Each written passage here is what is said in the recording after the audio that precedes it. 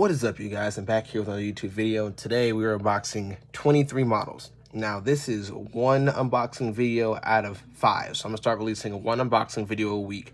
And I appreciate y'all for being patient with me because I have not been doing as many Geminijets video uploads, and that's because I've been really busy. But I've been collecting models still over the past year, and so I have some great ones to show you guys. This is just one medium-sized unboxing. In other news, we will be going to Airlines International. That is coming up here in a couple of weeks. But for right now, let's get started on the aircraft that I have right in front of you. Some aircraft are new releases. Some aircraft are just old releases that I looked at and thought about buying. And also, my friend went to an event that was at the Atlanta Delta Museum.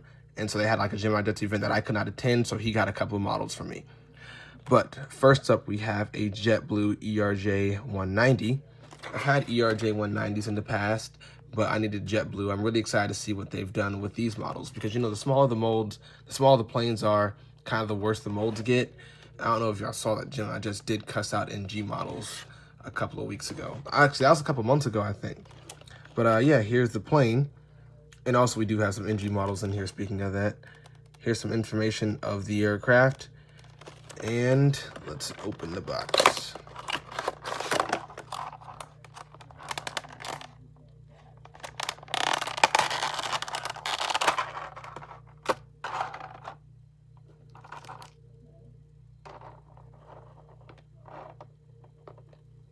So here the aircraft is out of the box. And from first glance, it looks really good. They look like they did a really good job with it. So yeah, you have, of course, the nice design on the tail as JetBlue does, jetblue.com on the engines, JetBlue of course in the front. Up top we have a 3D SATCOM and also lightning rods versus it just being like a dot with these smaller models. And we also see it on the bottom too, that line that Embraers have, and also radio antennas. So under the aircraft we have the landing gear well doors, and they're not just painted over either. We can actually see the indentions on the doors. They're not deep. Like, they're not, of course, big enough to hold the actual tires, but they're nonetheless just not paint. The back tires roll. The front tire does not roll. And so, yeah, of course, you know, we look for smaller details on these models. Of course, the engines on the smaller models, same with the 737s, aren't going to be full there, but we do see where they have indentions of where the different blades are. And there you see the front windshield wipers coming to the side. You have the tail number, which is November 323, Julia Bravo, JetBlue. So it's an overall really good looking model here. So I'm going to zoom in on it so you guys can get a closer look at it. Zooming in on the aircraft, we can notice on the front it says Orally Blue on here. We see the different amount of paint details on the doors because we know that these were hand painted. So they did a very good job with this. Also the windows, you see the fly Wi-Fi when you're walking through the jet bridge and you see the Wi-Fi connection on here. And also you have the slide door right here under the actual main door, the main boarding door right there. Yeah, so JetBlue just coming back around the plane. So, you know, has some extra rubber on the tire, but nonetheless just an overall good model. I prefer these because, you know, kind of when I use tables to sit my planes on, they won't roll because some aircraft's wheels are so fluid they'll roll. We just use this as, like, you know, like a chalk. So I can be used as like a chalk for the wheels. But yeah, just an overall, just a great looking model. ERJ 190, the tail number right here. You have JetBlue, the JetBlue tail right there. The APU, auxiliary power unit, back there. Coming to the back of the aircraft. Looks like you can see right through the engines. Not necessarily because it's just a piece right here, so you're not necessarily seeing right through, but they did a great job with the overall design of it. Because, you know, but yeah, like, I just like the way that they're going recently because, yeah, again, the risk with buying smaller models and 737s is that they won't come out good. This one came out pretty good, but I've never really had a problem with an ERJ 190 from Geminijets. So you have the engines right here, of course, the landing lights right there in the front. You see our landing gear aren't really, this one's pulling to the inside of the aircraft just a little bit, but overall they look really good. That front landing gear is straight on the, and the windshield wipers in the cockpit, just overall great details. Coming to the top of the aircraft, we see our beacon light. We have a better look at the cockpit up here, and we see that our beacon light is just a just paint on there. But I mean, I think the only gems that a Geminijets 1/200 really only put gems on the 1/200 scales for the beacon lights. And then, yeah, just the slide exit arrows for the emergencies on the wings for the passengers out of the emergency exit doors.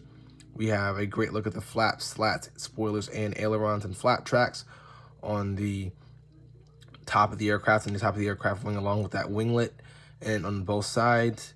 And then, of course, we have right here our radio antennas and our SATCOM, and then come back to our elevators and tail and our APU, just overall good details. And you can see how the edges have been perfectly crafted, and the leading edge has that different paint job on it, has a different color paint job on it versus just them painting the entire thing the same.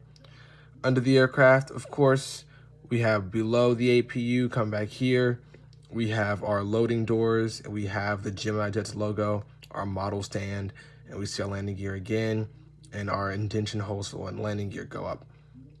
So it's just an overall great looking model that we have here. They did a good job. They did a great job, actually. All right, let's go to the next one. Staying on the JetBlue side of things, we have a JetBlue A220-300. Now, this hasn't been released recently. This was one of the models that my friend got me at the event at the Atlanta Delta Museum. And so I was very happy to see this because I've been having my eye on this already, but I know they're really expensive everywhere I look for them. With Airbus A220-300, and I think I have a Delta Airbus A220, so now it won't be by itself. I think it's a 300. I don't think I have the 100 anymore, but yeah, just overall look at the box here. As real as it gets. On the back, of course, yeah, this was released in 2023, so we see that right there. But yeah, as real as it gets in the Geminijets official logo on that one. Looking in the plane right there, and there's some information on it. And as I said earlier, this had an original owner before me, so I'm not the first one to have this aircraft. So let's see how they made it, and let's see the upkeep on it, the aircraft overall. So upon first glance to this aircraft, I can already see that it has been well taken care of by the previous owner, aside from we have a little scratch on the wings, it appears. But yeah, just overall, I'd say it's just a good looking model. So of course on the side we have the JetBlue, we have that JetBlue insignia, and also the same design that was on the ERJ 190 we're seeing on the back of this aircraft right here. And you got the tail number right there, which is November 3044 Juliet. And it's just an overall good looking aircraft. The right tire is a little stiff, but the left tire rolls free, and the front tire does not roll at all. Something that you don't really see with the A220 series of aircraft, because they're usually like plastic and glued to the aircraft. With my Delta one, I know that's the exact case. They're actually glued to the wheels, the wheel struts on the aircraft, so the wheels do not roll. And these are rubber, so they seem to be improving with how they're doing the newer aircraft molds. And so we can see that there's more blade indentions, and as the bigger we get, of course, the more detail we're going to get, the smaller, minute details we're going to get out of these aircraft. But it's overall a good looking model. And so I think this is my second A220. And so coming to the bottom, we have some deeper landing gear. We have deeper landing gear bays right here. I think these would actually fit both tires in them. Maybe not the struts, but both tires in them. But we can see that they're not just painted over, and you can clearly see that on these bigger models. Of course, the Geminijets logo, and just an overall good looking aircraft. Great looking aircraft, I'd say. Definitely one I'm happy to have in my collection, especially because we need more JetBlue. And I think they just released another JetBlue A321neo, so we are excited to see that coming out in the next couple of course, days here. Like not even weeks, just days here. Let's zoom in on it. Getting a nice up close look at that painted beacon light first. So I guess we'll start with the top. Coming to, you see the emergency exit door on the cockpit up top right here. And yeah, kind of flowing to the aircraft. We have our radio antenna, popping out there. It doesn't look like it looks pretty good in place. I know I've lost a couple radio antennas because I did not know that they weren't glued into the aircraft. And you look and you just see this giant hole where it should be. It's like, oh no, where'd it go? Because of course, if these get lost, there's a rare chance that you ever find them if you lose them on the floor or something like that. But we have our SATCOM right here, and we have our JetBlue tail along with the name on the tail of this aircraft, JetBlue. Just overall great attention to detail and overall design. Our small little A220 APU back here, and coming to the rear door right here, one of the service doors that we have back here, and our tail number, we see A220-300, November 3044 Juliet. Of course, the American flag, because every aircraft registered in the United States starts with November. And so just overall, I don't see any scratches on the windows either, which is absolutely great. We have our first emergency exit door, jetblue.com on the engines, and also the big main JetBlue logo that you know what you're flying. Of course, dreaming of a blue era on the front. You can see how massive that front landing gear is. And I think it has, no, that's just a red line. I thought it was 2 doors. I was confused by that. We have our Wi-Fi sticker on the side of the aircraft. And generally, it just seems like they're improving a lot better with how they're doing their overall molds. Like, we see a great looking A220 cockpit detail along with those windshield wipers. And of course, the pitot-static tubes painted on the side, on the left side of the aircraft. Right here, we see all of our, we see both of our pitot-static tubes. I'm sorry, pitot tubes, because you wouldn't see the static port. Let's say I put like a small little microscopic dot on there.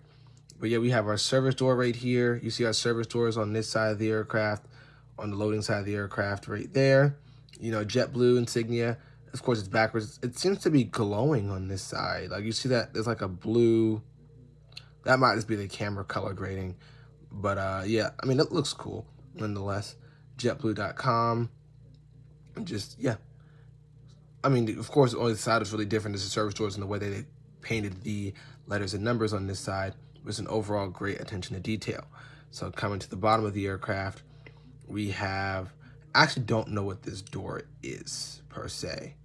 I know the APU valve was on the top, like the APU intake valve was on the top of the A220. I think it's, yeah, that's it right there. So that's the APU intake valve door right there. And so on the bottom, we have that Geminijets logo, of course, some deep landing gear indentions right there. And you can see how long the struts are for this aircraft. And also you can see the tires moving a lot better. See how stiff that one is. We have our beacon light also with our model stand, port right there. And of course, our landing gear, main doors and front doors to the landing gear can fit inside the aircraft. And yeah, under the aircraft, not very much, just you see your flaps and ailerons and, flap tracks right here. The bottom of the A220 seems to be very bland with these models. And on the top, we have a lot more detail. So we have our emergency exit arrows coming from the doors right there, along with a lot better look at our flaps and slats right here, and our ailerons and spoilers. So yeah, you can see that mark right there that I'm talking about on the wing. So that's what that looks right there. And it appears that the winglet, this was clearly dropped, because you can see that the winglet kind of, it bends in, versus on this side it's just kind of like, it's just straight out. So yeah, just a couple of things. I guess this one looks like it was dropped, or someone's maybe a little sibling got to it. But overall, I wouldn't say it was a waste of money. I got it for, I think, $45. So it was a pretty good steal for an A220, because I've seen them on Amazon for about $90. So overall, a good model choice, I think. So now we have, going back to Embraer, an ERJ-195E2 Porter. So I think this is one of 3 Geminijet releases that they have come out with for the E2. I've seen the Porter E2 in Miami. It's a very good plane. It sounds very, very good. Unfortunately, I did not get there quick enough to, spot it out, but I did see it take off. So yeah, it's just an overall great looking plane. I think the E2 is a great looking plane in real life, and also let's see how the model gets. So I'm very happy to have this model, because this Porter is a Canada registered airline. This one came out in 2023. So I think I just got this one online versus the airplane shops. But yeah, so coming in, you see that plane right there. And it's pretty big, honestly. For an Embraer, we are seeing these plane sizes get bigger, of course. And also, some information on it if you wanted to read that. But yeah, because honestly, we can see that it is longer than the Airbus A220. Yeah, look at that. Look at that. I just like the way that looks. This looks amazing. Yes, sir. So yeah, this released I received brand new. So this is not something that I ordered this online. So it's not something I got at a collectible show or anything. But overall, so it should look, honestly, from what I'm seeing, it looks absolutely great. We see the many different Porter names in the actual tail of the aircraft, which looks really, really cool. We have Porter in the side of the aircraft right here. And on the top, there's a lot of attention to detail on the top wings. You can already see that. You can also see how massive those E2 engines are. Now, this is also an E2, and there's also a U.S. Navy aircraft called the E2 Hawkeye. Don't get these two confused. We got the Embraer E2 and the U.S. Navy E2 Hawkeye. But also coming into it, despite this being a small model, we have beautiful detail in the engines. You have each individual blade versus just thick paint in the engines. It just absolutely looks amazing. Coming to the bottom, of course, we have that Porter logo. We love to see the airline bellies. So yeah, we got the Porter belly right here. And the right wheel rolls, the front one and left one do not. So just note that. But overall, we have that good Geminijets logo and a good color blend on the bottom. Like it took a lot of time out with this model, just looking at it. So yeah, coming to the side here and the back, just overall, you can see how the back of that aircraft looks and how long those landing gear look and how very long the wings look compared to the rest of the aircraft. It's just different views. So it's kind of like a miniature 757 is what it's looking like here because of how long it is and then the wings. Like it looks a lot, like it flows a lot better, if that makes sense. Like just the overall flow of this plane looks very, very good. I like it a lot. And also, of course, attention to detail on the radio antenna. You have that, see that curve on the top also. And all the landing gear is straight, just an overall good looking model. Like I don't really, the front one's kind of curved to the left just a tad bit. Like not my left, but the aircraft's left. But yeah, overall just a good model. You can see how straight the landing gear are in the back and also how they look. Like they kind of curve back here because it has that, like I think when it hits the ground, the wheels actually tuck in a little bit. Like if you ever seen the F-18 landing gear, that's kind of I think how I don't know. I haven't really gotten an up close look at this plane for real, but I think as when it lands, instead of the wheel suspension just going up inside, they actually curve back. And that's what it's looking like they did with this model. And it just overall looks great. So let's zoom in on it so we can get a better look at how this looks. All right, yep, so starting up top, we already are seeing those emergency exits because we have 2 emergency exit doors on each side for this aircraft right here. Also that landing light right there. So you have 2 points to where they have put 2 arrows on each side for people coming out of each side of the doors. We have that SATCOM right there and these big engines. These are actually pretty huge. So we have, let me just come to the front right quick. We have that Porter, Embraer Porter right there, our nose cone, and of course, a good attention to details on the cockpit with the windshield wipers. And just overall, we have our front landing gear right here that rolls just a tad bit. And we have that emergency exit slider right there. Porter, the airplane logo right there. And just, I don't see any scratches on the windows. Just everything just looks like it flows absolutely amazing with this model. Now, to mention, it is a sleek aircraft on its own. Tail number Charlie Golf Kilo Quebec Lima, registered in Canada. We can see the Porter on the tail right there on the APU, auxiliary power unit, and just overall great attention to detail with these models. I'm really, really happy with the way they're doing things. We don't have any winglets on this one, so it's just a nav light on the back right here, but we have ailerons, spoilers, and the flaps. And we see pretty deep indentions on this, so they look very, very good. They're very noticeable. Like you'll see these, like if you're walking into, like let's say looking at someone's airport from far away, you'll see them.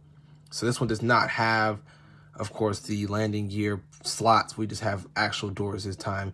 And the model standpoint looks like it cut off the R in Porter, but nonetheless, it looks absolutely amazing. We have our front landing gear doors. It's over on the bottom. You can see how the colors really blend with the rest of the paint. The Geminijets logo right here. It just looks absolutely great. I don't really see any scratches or anything come to the bottom of the wings. Of course, the engines are painted the same color as the belly of the aircraft. And of course, very few detail on the bottom of the aircraft. We don't have as deep indentions for our flats and slats. But coming to the other side of the aircraft is where our service doors are. Let's see how those look. So really, yeah, we have our slide right there, our slide door, And here are our service doors right here. So I think we have 2 of them on this aircraft, one in the front and one in the back. But it's an overall great looking model. And coming to the front, I can show you them good look at those engines right here. So you can see how good, like those just look great, along with the landing lights and how straight the landing gear are. So they definitely took their time with this one. It looks great. I have 0 complaints for the new Porter mold. It looks absolutely amazing. Well, let's get to the next model. Next up for Geminijets, we do have the feared 737-800. Because you really never know what you're going to get in these boxes. Luckily for me, I was able to go down to the airplane shop and get Nevada 1 in the 737-800. So I tried to pick the best one they had in stock. So when I go to the airplane shop, I try to look at all of them versus just getting the first one I see. Because we've had problems with that in the past with the 767 United. I don't think I looked at it, and I got home, and apparently, no, it was 767-400 Delta. Got home, and the landing gear weren't looking good, and it sits up at an ankle. So this one, of course, with Southwest aircraft, you don't really have any information panel on this, so we just opened the box. Pretty cut and dry. It's upside down. Interesting. Okay. So, yeah, open it. Battleborn. Here you are. Alrighty. Nevada 1 is free. Alright, so with this aircraft, we're already seeing a lot of detail and a lot of colors on it. Mainly blue and yellow with the Battleborn. And so, yeah. So we got, because of course it's the Nevada flag, so you have that Southwest special livery tail on here. Southwest American flag right there. Nevada and their star, the star that they have in their flag. And Battleborn on the side, a Battleborn ribbon, and a reef. Coming to the bottom of the aircraft, it's kind of bland, of course, but we do have these blue flat tracks right here, which looks absolutely great. I just find it funny because you see all this stuff on the top, then the bottom is just a clean line of blue. Just, I'm not saying it looks bad, it's just kind of funny to me. It looks kind of, but yeah, so as you can see right here, the landing gear kind of tucked in, like someone retracted them, and they just stopped midway.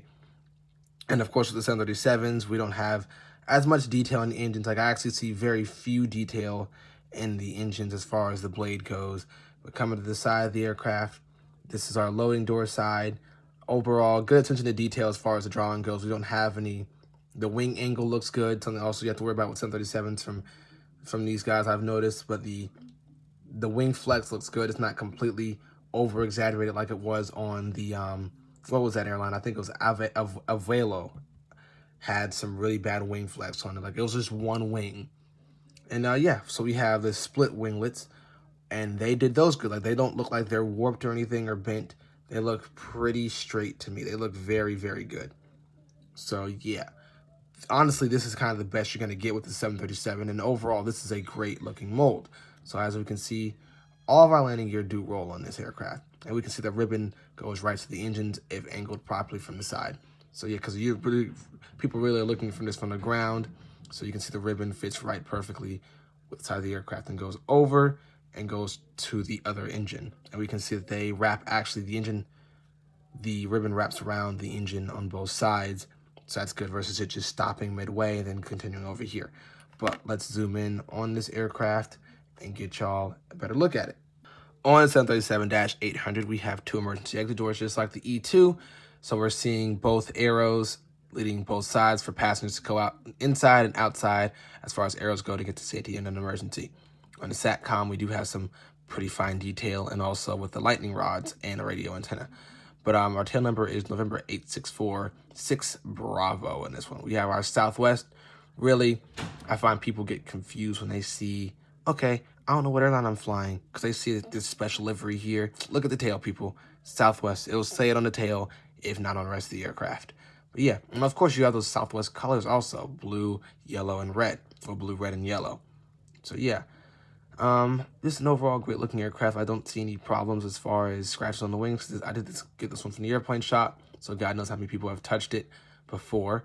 Yeah, so this wheel's a little stiff, but this wheel rolls pretty freely, and the front wheel rolls also pretty freely. Nevada 1 on the front, telling you what special livery it is, and that heart. And we can see the heart isn't just a blended some random colors. They actually look like they took the time, really good time out of it, because it looks it looks like, I know on past models I've seen it and it's just some crap like scribbled blue, red, and yellow, but this one actually looks like it has time taken out of it to look exactly like a miniature version of the heart on the front of the aircraft.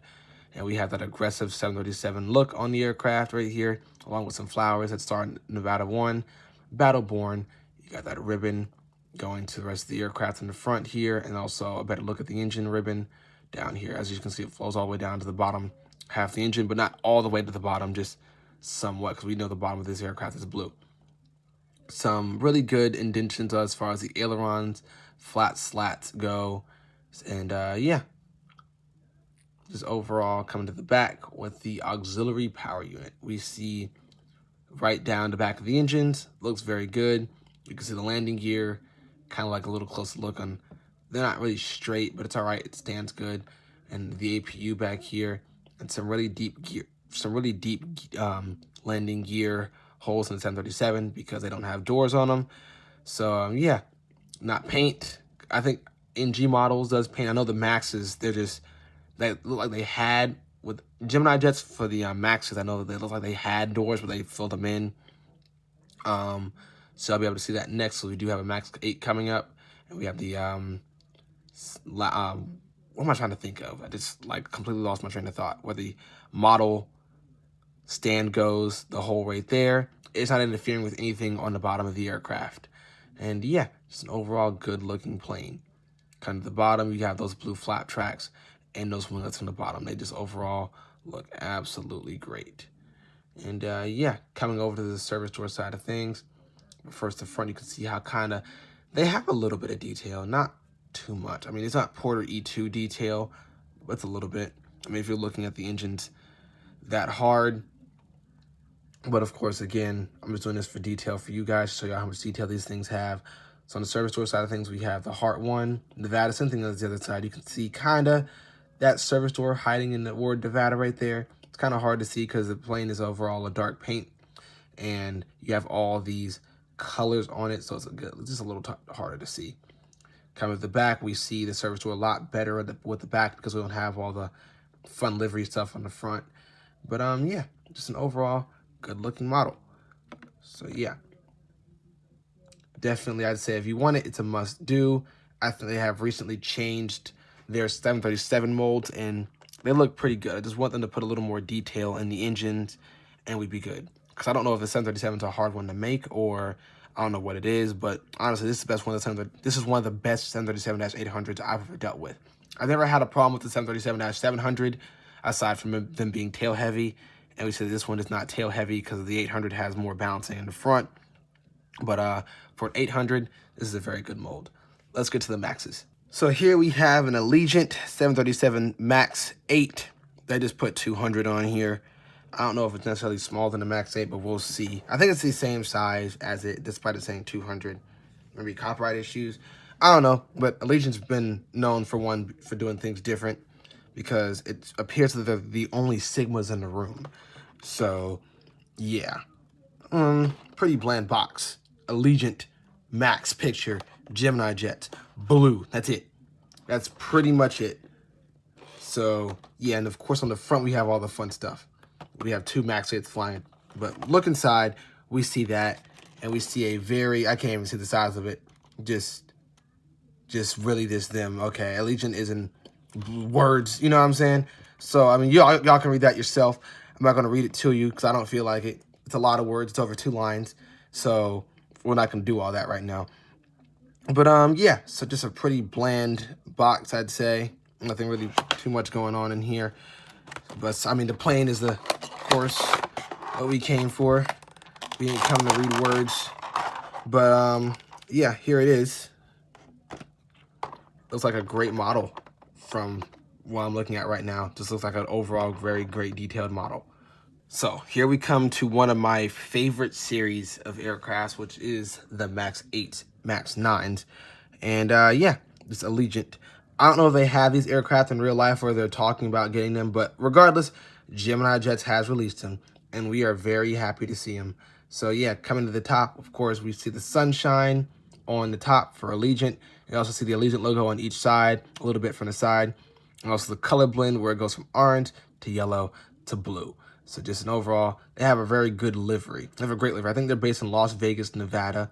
It's kind of unusual seeing this in a Boeing livery aside from like an A320, I will say that. It looks like seeing it's kind of like looking like a Southwest 737 looking at a Southwest 787. It just doesn't necessarily look right, or like a Southwest Air A320. It just doesn't look right.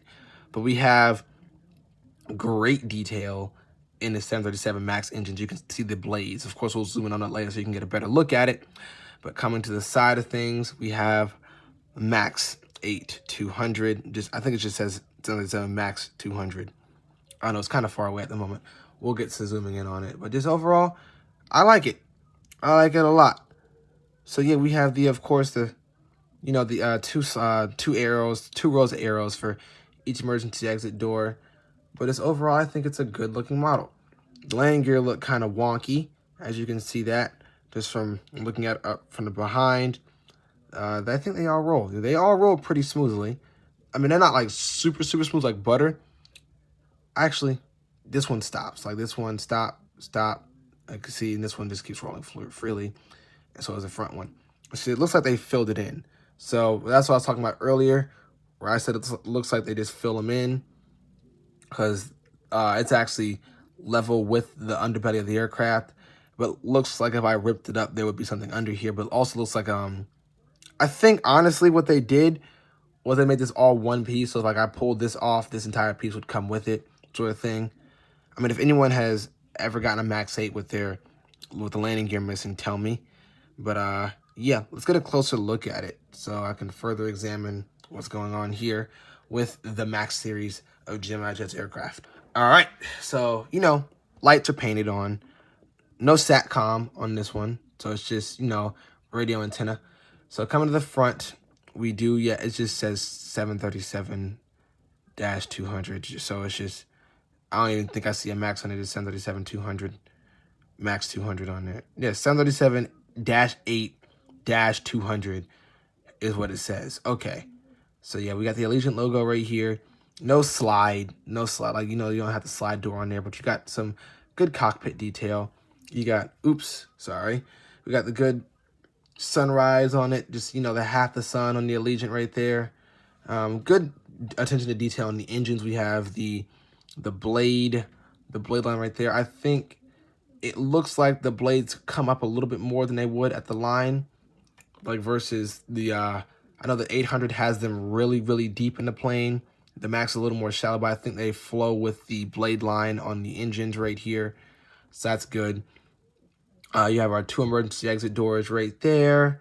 And you have, of course, a rear one right here, like kind of an offset middle one right there, along with our back service door and emergency exit door. Our tail number being November 810, Mike Golf, and with the Allegiant sunrise on the tail. And also we have some good attention to rudder. We have that pointed APU on the MAX aircraft right here, and also some good attention to detail with our elevators back here. So pretty deep indentions. And of course, coming to the engines, really deep aileron flaps and slats. We see really good detail with this. Honestly, the best model I've seen yet. This looks really great with as far as the detail goes on the wings. So you can see those individual blades. I like the way they kind of like swirl on the MAX. They made them look very good on the MAX because they kind of swirl, indicating, like, I guess it would be indicating movement, but it's just an overall very clean look. So yeah, we have our wheels right here. You can get a better look at how those operate, and our front one right here. And yeah, coming to the service door side of things, we have our service doors, which are very clearly seen because the aircraft paint is white. And yeah, just an overall great looking model. Coming to the back, you can see how the landing gear, of course, kind of offset on the bottom. You see how we see the Geminijets logo right here.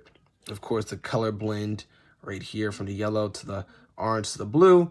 And also that whole one piece of the landing gear right there. And just some overall good detail on the bottom of the aircraft. And also the dent in the engines, because the 737's engines sit too low to the ground. so they had to put a dent in them. It's not a very big one on the Maxes because they have bigger engines, which is why they kind of sit up. Like somebody said, they and they kind of like sit up on the airplane wings to keep them above the ground. But just overall a great looking model. So let's get to the next one. Next up, we have an Alaska honoring those who serve livery. This is the 737- Max 8 version. I do have the 800. I'm sorry, I think it might be a 900 or an 800, but I know they also have the ERJ 175, but I didn't get that one simply because there's no need for it. I've seen Max 8s here. I've seen 737-800s here, Max 9s and 8s at Atlanta. Not an ERJ 175, like unless it's chartering from somewhere. But yeah, so there's some information on the aircraft and the aircraft in the box. I'm already seeing it looks like kind of a cream white versus a pure white on the top of the model here. But let's open it and get a closer look at it so we can see. And yeah, it looks like a kind of a cream. I'm not gonna lie to you. I'm already seeing that from afar. So yeah, this thing looks very good. I don't think I've had any problems with the Max series of Geminijets. Really just the ERJ 175 and the 737-800s, but the Max, I don't really think I've had a problem with it. I don't even think one has ever come broken. I'm not gonna lie to you. But yeah, just off first glance, you see the honoring those who serve right there on the American flags on the winglets on both sides, honestly. Now, this is a pretty cool side profile. You know what I'm saying? This is really great. Same with like you see the blue rims on the wheels and the gray on the inside. This looks overall great. All the wheels roll on this model. You got that Alaska face. Alaska, honestly, they just had a merger with Hawaiian. I don't know if you've known about that, but yeah, this overall, just look at this detailed aircraft. Like we can see there's more detail in the engines than the Allegiant Max 8 already in here, and also looks a lot better. Like the landing gear just looks a lot better. It's like you see, yeah, it was the front one that's, of course, this wobbles is what's looking like right here, but overall it's just straight with the aircraft. And of course, I'm really happy specifically that they took time out of their day to make sure that this model looks as great as possible. So I feel like it'd be disrespectful, honestly, to make this look like crap. It did a good job, and especially in this livery. Like, I think the 800 also is really good also. Like, come on. This is amazing. I'm really happy to have it. I don't know why they don't have the SATCOM on the top of the Max series of aircraft, but they don't. But nonetheless, it's just a small change that I'm not really missing. But overall, this model looks absolutely amazing. I'm already seeing that my lightning rod is kind of curved here. It doesn't move. So it's like, but I had to make sure because I don't want it falling out and like wondering where the lightning rod was the entire time, or find lightning rod and wondering what model it's been on the entire time. But let's zoom in on it. Zooming in, we're already seeing our tail number of November 806 Alpha Kilo. And yes, for those who don't know, Alaska is also based in Seattle. They're not based in, you know, a place like Anchorage or Seattle, Washington. You can see that lightning rod, the radio antenna, is offset in the aircraft. But of course, you know, your emergency exit slides right here. You have 2 rows of arrows on the top. Some very good looking ailerons and flap tracks and slats right here. Great attention to detail on the engines with the striped, and then we have the blue right here. You can already see the honoring those who serve right there on the American flags on the winglets. Same over here, like on the outside of the winglets. It's just great. Just overall, this is an amazing model. Even the tiny little windshield wipers on the front of the cockpit right there. On the front, we have our 5 stars. So yeah, what does that say? Alaska Airlines salutes, honoring those who serve. And then there's some words, very small, very small in the middle, that I can't read. If I have microscopic vision, I'm pretty sure they are words. Same on the side here with the Wi-Fi sticker. Just very good words. It doesn't look like it's been scribbled. Like it looks like actual individual words. On the bottom, you have the Alaska here, like kind of a grayer versus the cream white that is on the top of the aircraft, honoring those who serve. Just an overall, just beautiful model. There's a look at that American flag again. And so, yeah, and just look at that. The Alaska face, the smoldering, mewing face of the Alaska logo. The, however, I forget what these people are called. I have not said people who live in igloos. like in Alaska. It's pissed me off that I have not said that word since like 4th grade, and like it just has slipped my mind all together completely. Like I probably remember it like in the middle of the video, remembering what the people's names are, like it's completely later on, like, oh, that was what it was. But getting back to the model, yeah, look at the blades. Like just look at the attention to detail in the engines and the landing gears with the doors, and also the other ones. I think I like the left one, but like it might be the way the light is hitting it. The left one to me looks like it has more detail in it. I think I see like a space missing in the I'm sorry, in the right one. I'm just going from my left versus the aircraft left, but the right engine looks like it has more detail in it than the left engine does. I'm not gonna lie to you, but it might just be with the way the light's hitting it. Let's come to the service door side of things. We have the same thing with the service doors. You can clearly see them, kinda, because the paint job is white, and you have those rims right here, the blue ones right there. Just a lot of, like, just look at this. Honestly, this is probably one of my top 10 models. I like this thing a lot. Come with the underbelly of the aircraft.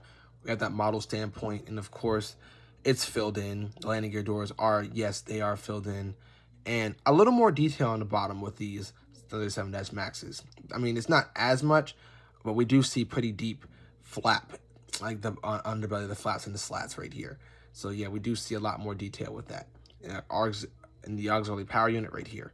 It just looks overall like a great model. They definitely took their time with this. And I am all for it. Y'all did a great job. Let's go to the next one. Step it up. We come to United. I think this is the only United one I have here, but it is a Max 9. So they released 2 releases of the Evo Blue Max 9. This is the first one. I don't really see a point in getting the second one because it seemed like the exact same. It didn't seem like a new livery or anything. It was just the exact same product, just a different tail number. But yeah, here's a Max 9 right here. As real as it gets. I love the Evo Blue. United, you got to start taking care of your planes because this Evo Blue livery looks absolutely amazing. We don't want to see any scratches in the paint. So I think we all know. I don't know if you've seen it, 737-700 that United has. That just has pieces of paint missing here all along the tails. Keep Evo Blue looking clean because this thing looks absolutely amazing, United. Y'all did your thing. Like, everyone else's liveries are kind of like, I don't know if y'all seen a new Korean Air livery. It just does not look good. United's new livery, amazing. Love Evo Blue. Just love it.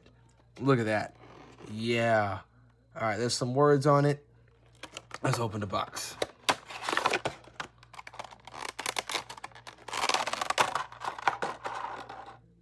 Like, between Evo Blue and that Delta 100-year livery, I don't know which one blows me out the water more.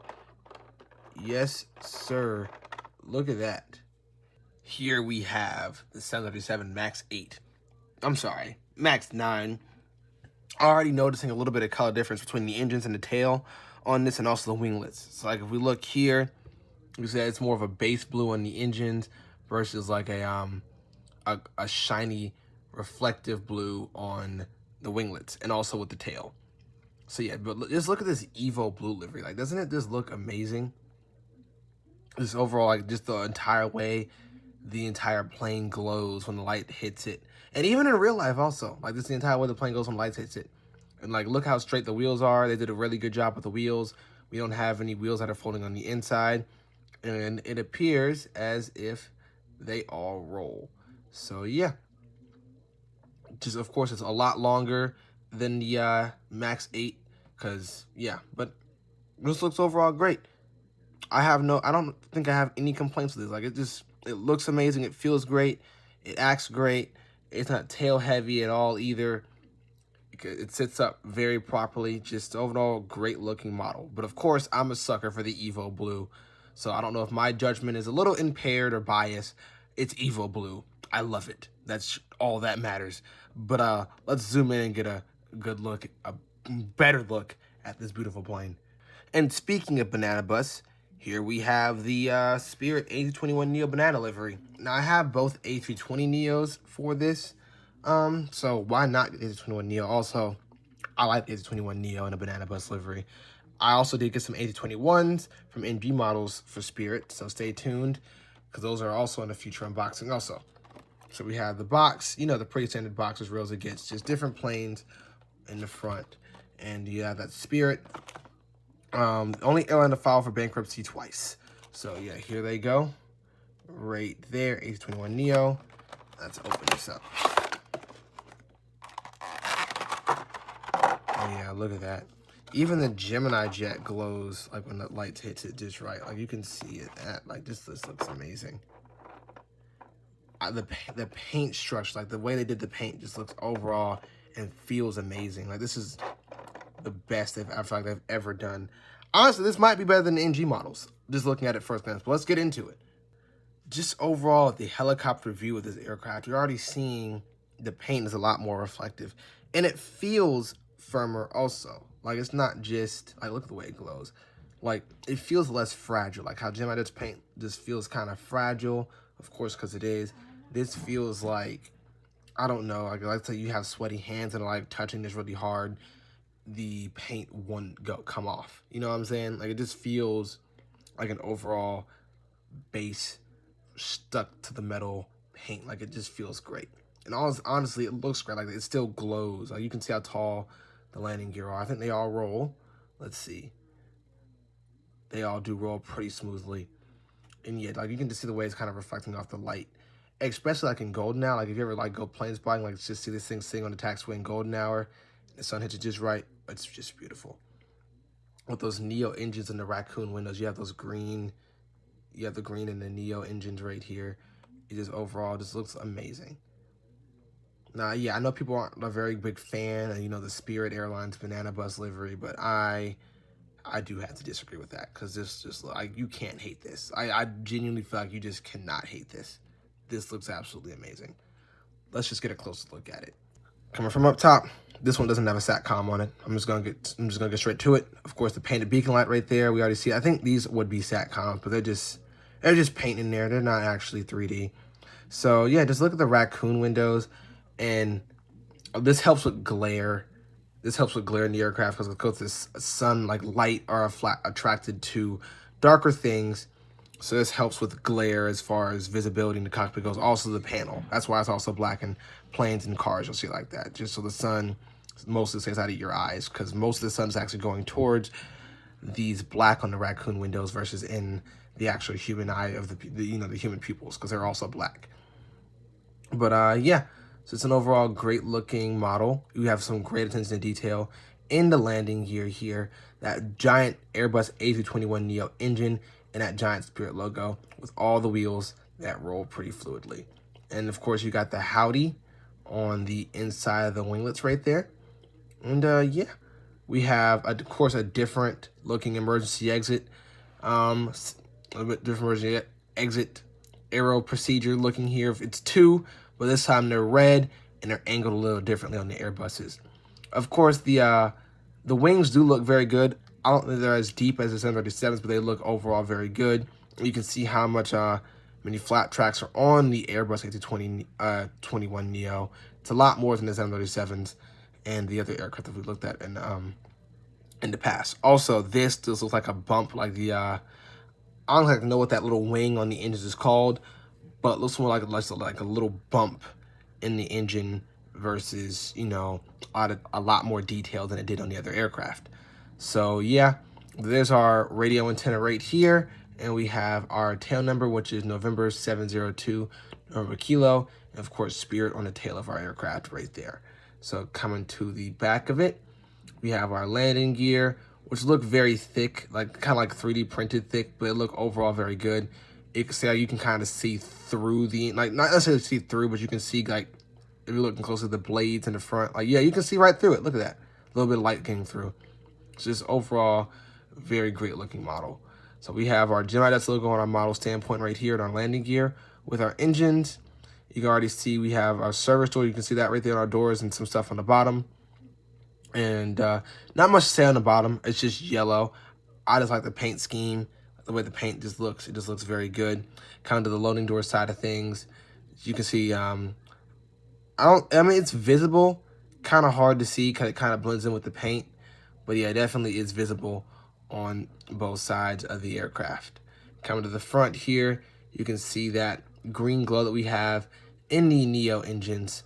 And it just looks absolutely amazing. And also how many blades there actually are. Like they took a lot of time to make sure that the blades look good. And they do look absolutely amazing. Like you can see how much detail are actually in the blades. This tire's a little wobbly. I'm gonna have to put that one back into place. Like if I squeeze it back into place, will it go in? Let's see. Yeah, okay, so we're all good with that. So yeah, it's an overall great looking model. Banana bus.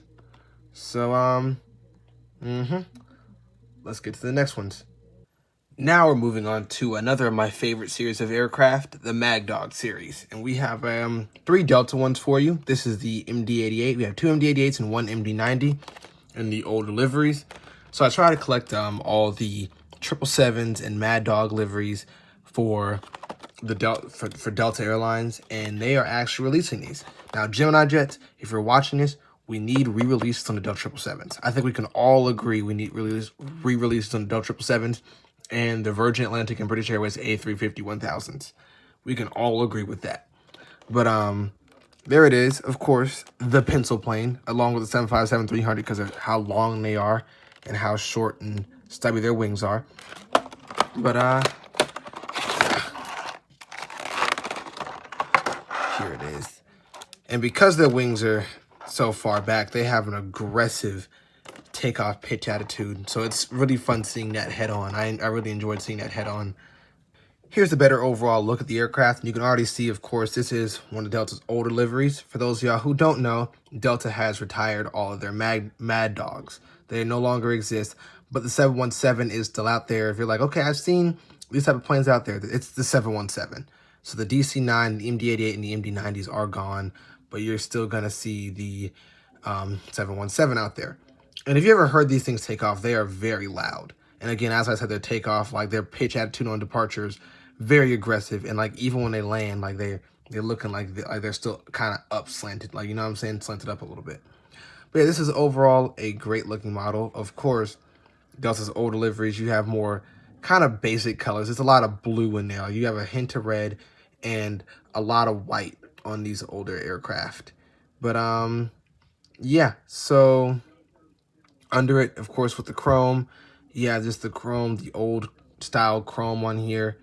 It's a very thin plane, so the camera's not really focusing too much, but everything seems to be put together very well. All the wheels with the front wheels roll, which is expected with these aircraft. The wings aren't slanted horribly up, so they look very good for resting position, which is on the ground. And as you can see, we just have, it's not a black hole for the back of the engines, it's just filled in. So yeah, but just an overall great aircraft. It's a weird looking plane, but it definitely has one of my favorite. It's definitely one of my favorites because like if you ever hear this thing take off like reverse thrust, it sounds like a jet engine. Zooming in on it, as you can see, this aircraft this aircraft does have 2 emergency exits, like a lot of the ones that we've been seeing earlier. But there's only one. We only see one row of arrows leading off the wing, and of course a different looking wing, kind of a different looking wing, a lot stubbier, shorter. We see a lot more on it as far as ailerons, spoilers, and slats go. It's a lot more with the older technology on these aircraft. A painted beacon light and a painted SATCOM on it. Tail number November 9er25 Delta Lima. And so, of course, you have that Mad Dog, and like you have the opening access panel. You can actually, you know, unscrew these in real life, and this entire piece under it comes off so you can inspect the engine. And like you have those little teeth on the back of the engine here, which, because these are the reversers, like these will pop up and come to the back of here, blocking the thrust, sending the thrust up and down, just so it's not blowing out of the back of the engine to help slow the aircraft down. So coming to the back, of course, you can see those walls right there in the back of the engines, and you can also see how the landing gear are. They're pretty straight. And you can see those small landing gear doors right here on the side that tuck the wheel struts in versus the main wheels. And so yeah, you have the old Delta insignia right there, and of course a lot of blue. As I said, just a lot of blue. And so coming to it, of course, the American flag and the old Delta logo right there, Delta Airlines, in a lighter blue and a darker blue. Right here, we have the smaller service door on the right side of the aircraft, along with, you see our chrome and also your service doors right here. There's 2 in the front, and then there's 1 in the back, which is a lot easier seen, along with the bottom on that Geminijets logo. So here's the staircase for the back on the Mag Dog series. There's actually a staircase, Geminijets logo, and our model standpoint. I really like it. I'm not gonna lie, I like the older models better. Honestly, I like the older liveries. I will say the best liveries were probably like the early 2000s for aircraft.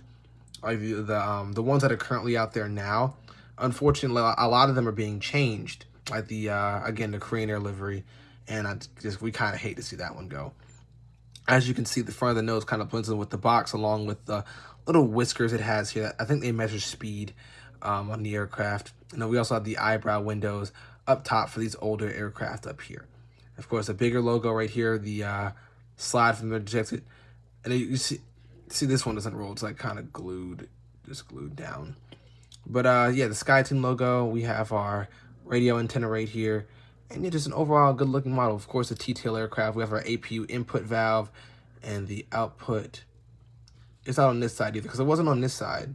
So I don't think doesn't look like they put an output on this one because usually it's on one side of it. And then we have our detailed elevators right here. So it's an overall great looking model, I'd say. Coming up, of course, to the front, we have some great detail in the engines. I mean, kind of, you see the right engine is kind of just like, all right. And like the left engine is like, okay, we tried something here. Just like we got a little lazy with the right engine. But yeah, just overall, oops. Like it's on the box. That's why I keep the box here, because when it falls, like the nose just hit the box. But yeah, because this one's kind of hard to hold. It's like small and then thin. I don't want to like scratch the paint too much because like the windows will rub off if you touch it the wrong way. But it's an overall great model. And let's get to the other Mad Dogs. So here's the next MD-88. I think this is a newer livery from the last one, of course, by the looks of it, because the paints are kind of, you can see the swirl in the tail. It's a lot more, you have a lot more individual colors in it, and just also the overall look. Like you don't have that Delta light blue airlines back here. So I think this might be, of course, a newer livery, like the last livery before the most recent one that they currently have now. But yeah, same kind of box as real as it gets. This is an MD-88. So, yeah, McDonnell Douglas, and there's the aircraft right there, and there's some information on it right there. So let's open it.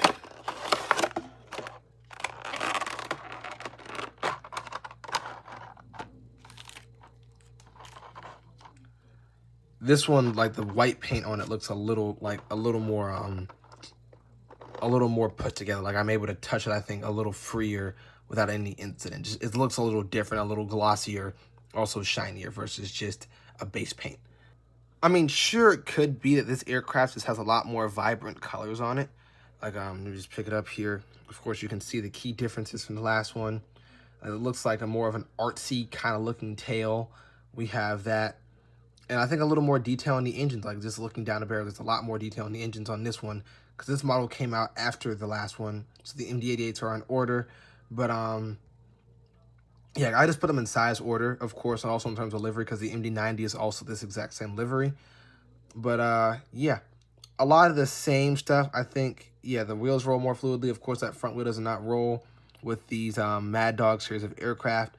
But it's overall, yeah, a good-looking model plane overall. Of course, just because it's old, I'm not going to not buy it because I am a sucker for the Mad Dog. So I have every livery that Geminijets has released for the Mad Dog series of aircraft.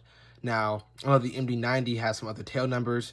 I think they have, like, I think 4 releases of the MD-90s. I have about 2 normal livery tail numbers. But on to the MD-88 because we're not on the MD-90 at the moment. Just an overall good model here. So, yeah. And, of course, you still have that gray on the bottom here. But these things have a lot more detail under the wings. So there's a lot more under them. Like how the other ones are just kind of bland. There's a lot more detail under the wings on the Mad Dog series of aircraft. Let's zoom in on it. Up top, you see our painted SATCOM right there. November 941 Delta Lima. Just off the rip right here. It's overall good attention to detail. I like it a lot. And you have like kind of the changing colors where the wings are on the fuselage right there. A little bit of dirt looks like right there on the back, but it's an overall good change of colors because it's a silver paint scheme. And so we got our eyebrow windows right here, our nose comb, and our windshield wipers, our slide door right there, and also our main boarding door. And so you have that Delta logo right there. The same Delta logo as the last one. A couple of closed windows, a couple of open ones over here. I don't see any scratches on the overall, like, you know, no windows missing, no windows scratched on. Just that, like, that little piece of dirt right there. The wheels roll pretty efficiently and smoothly, it looks like. I don't recommend, of course, rolling this across the floor because they will fall off and roll off, and that's a pain to kind of get back on. And of course, you're gonna make it look ugly with the super glue, which is not a fun time.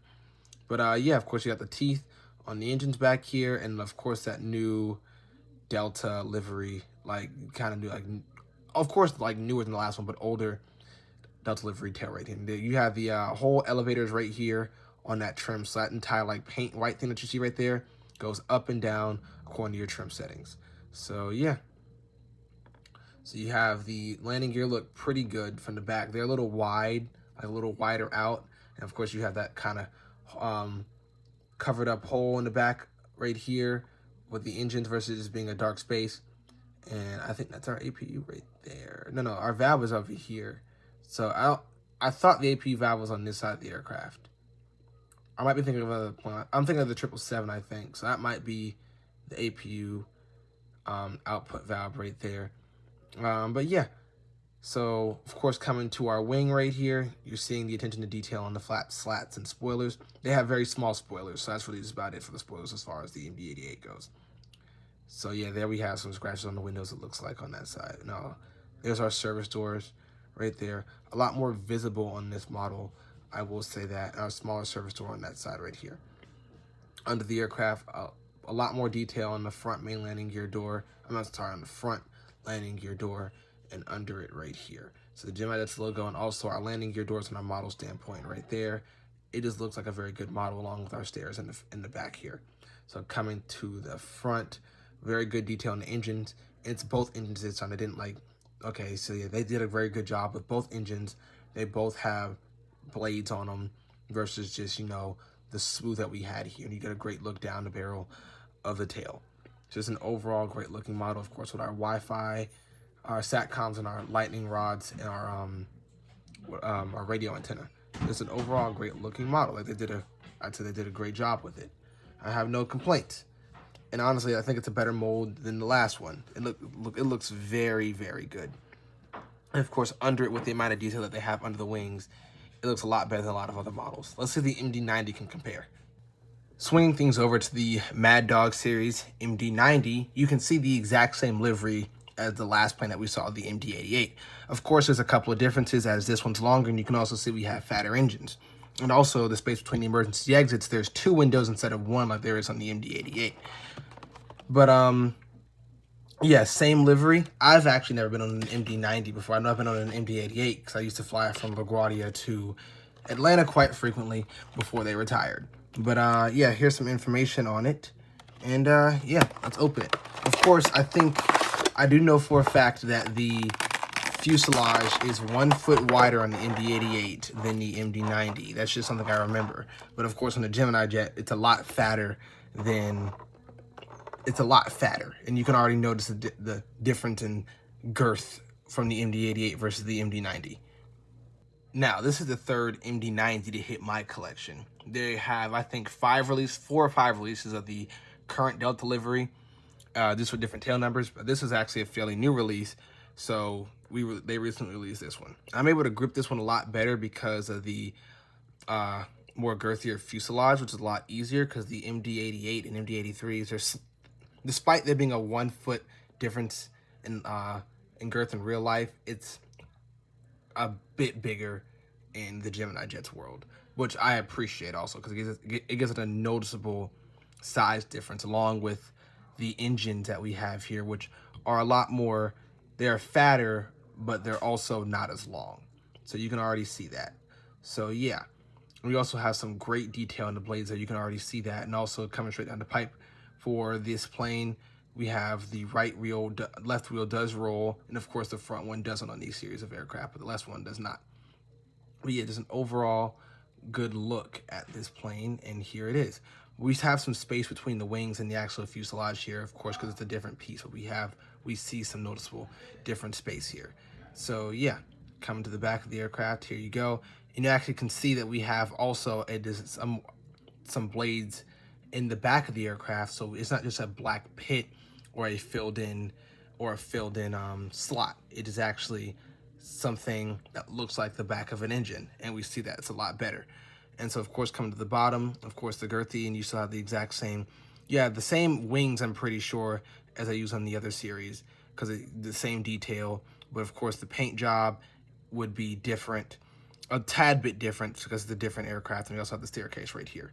And I just love these engines. Now, I do like the MD-88 series better, but come on, this is just something to appreciate. This just looks amazing. Let's get a closer look at this.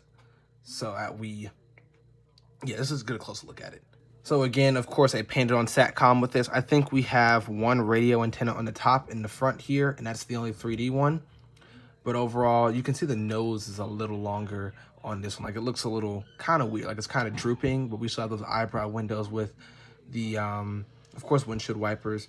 And we have that SkyTeam logo along with our whiskers and our packed slide in there, along with the old Delta emblem. But the windows look a lot more 3D on this one because they have kind of, you see the double on them.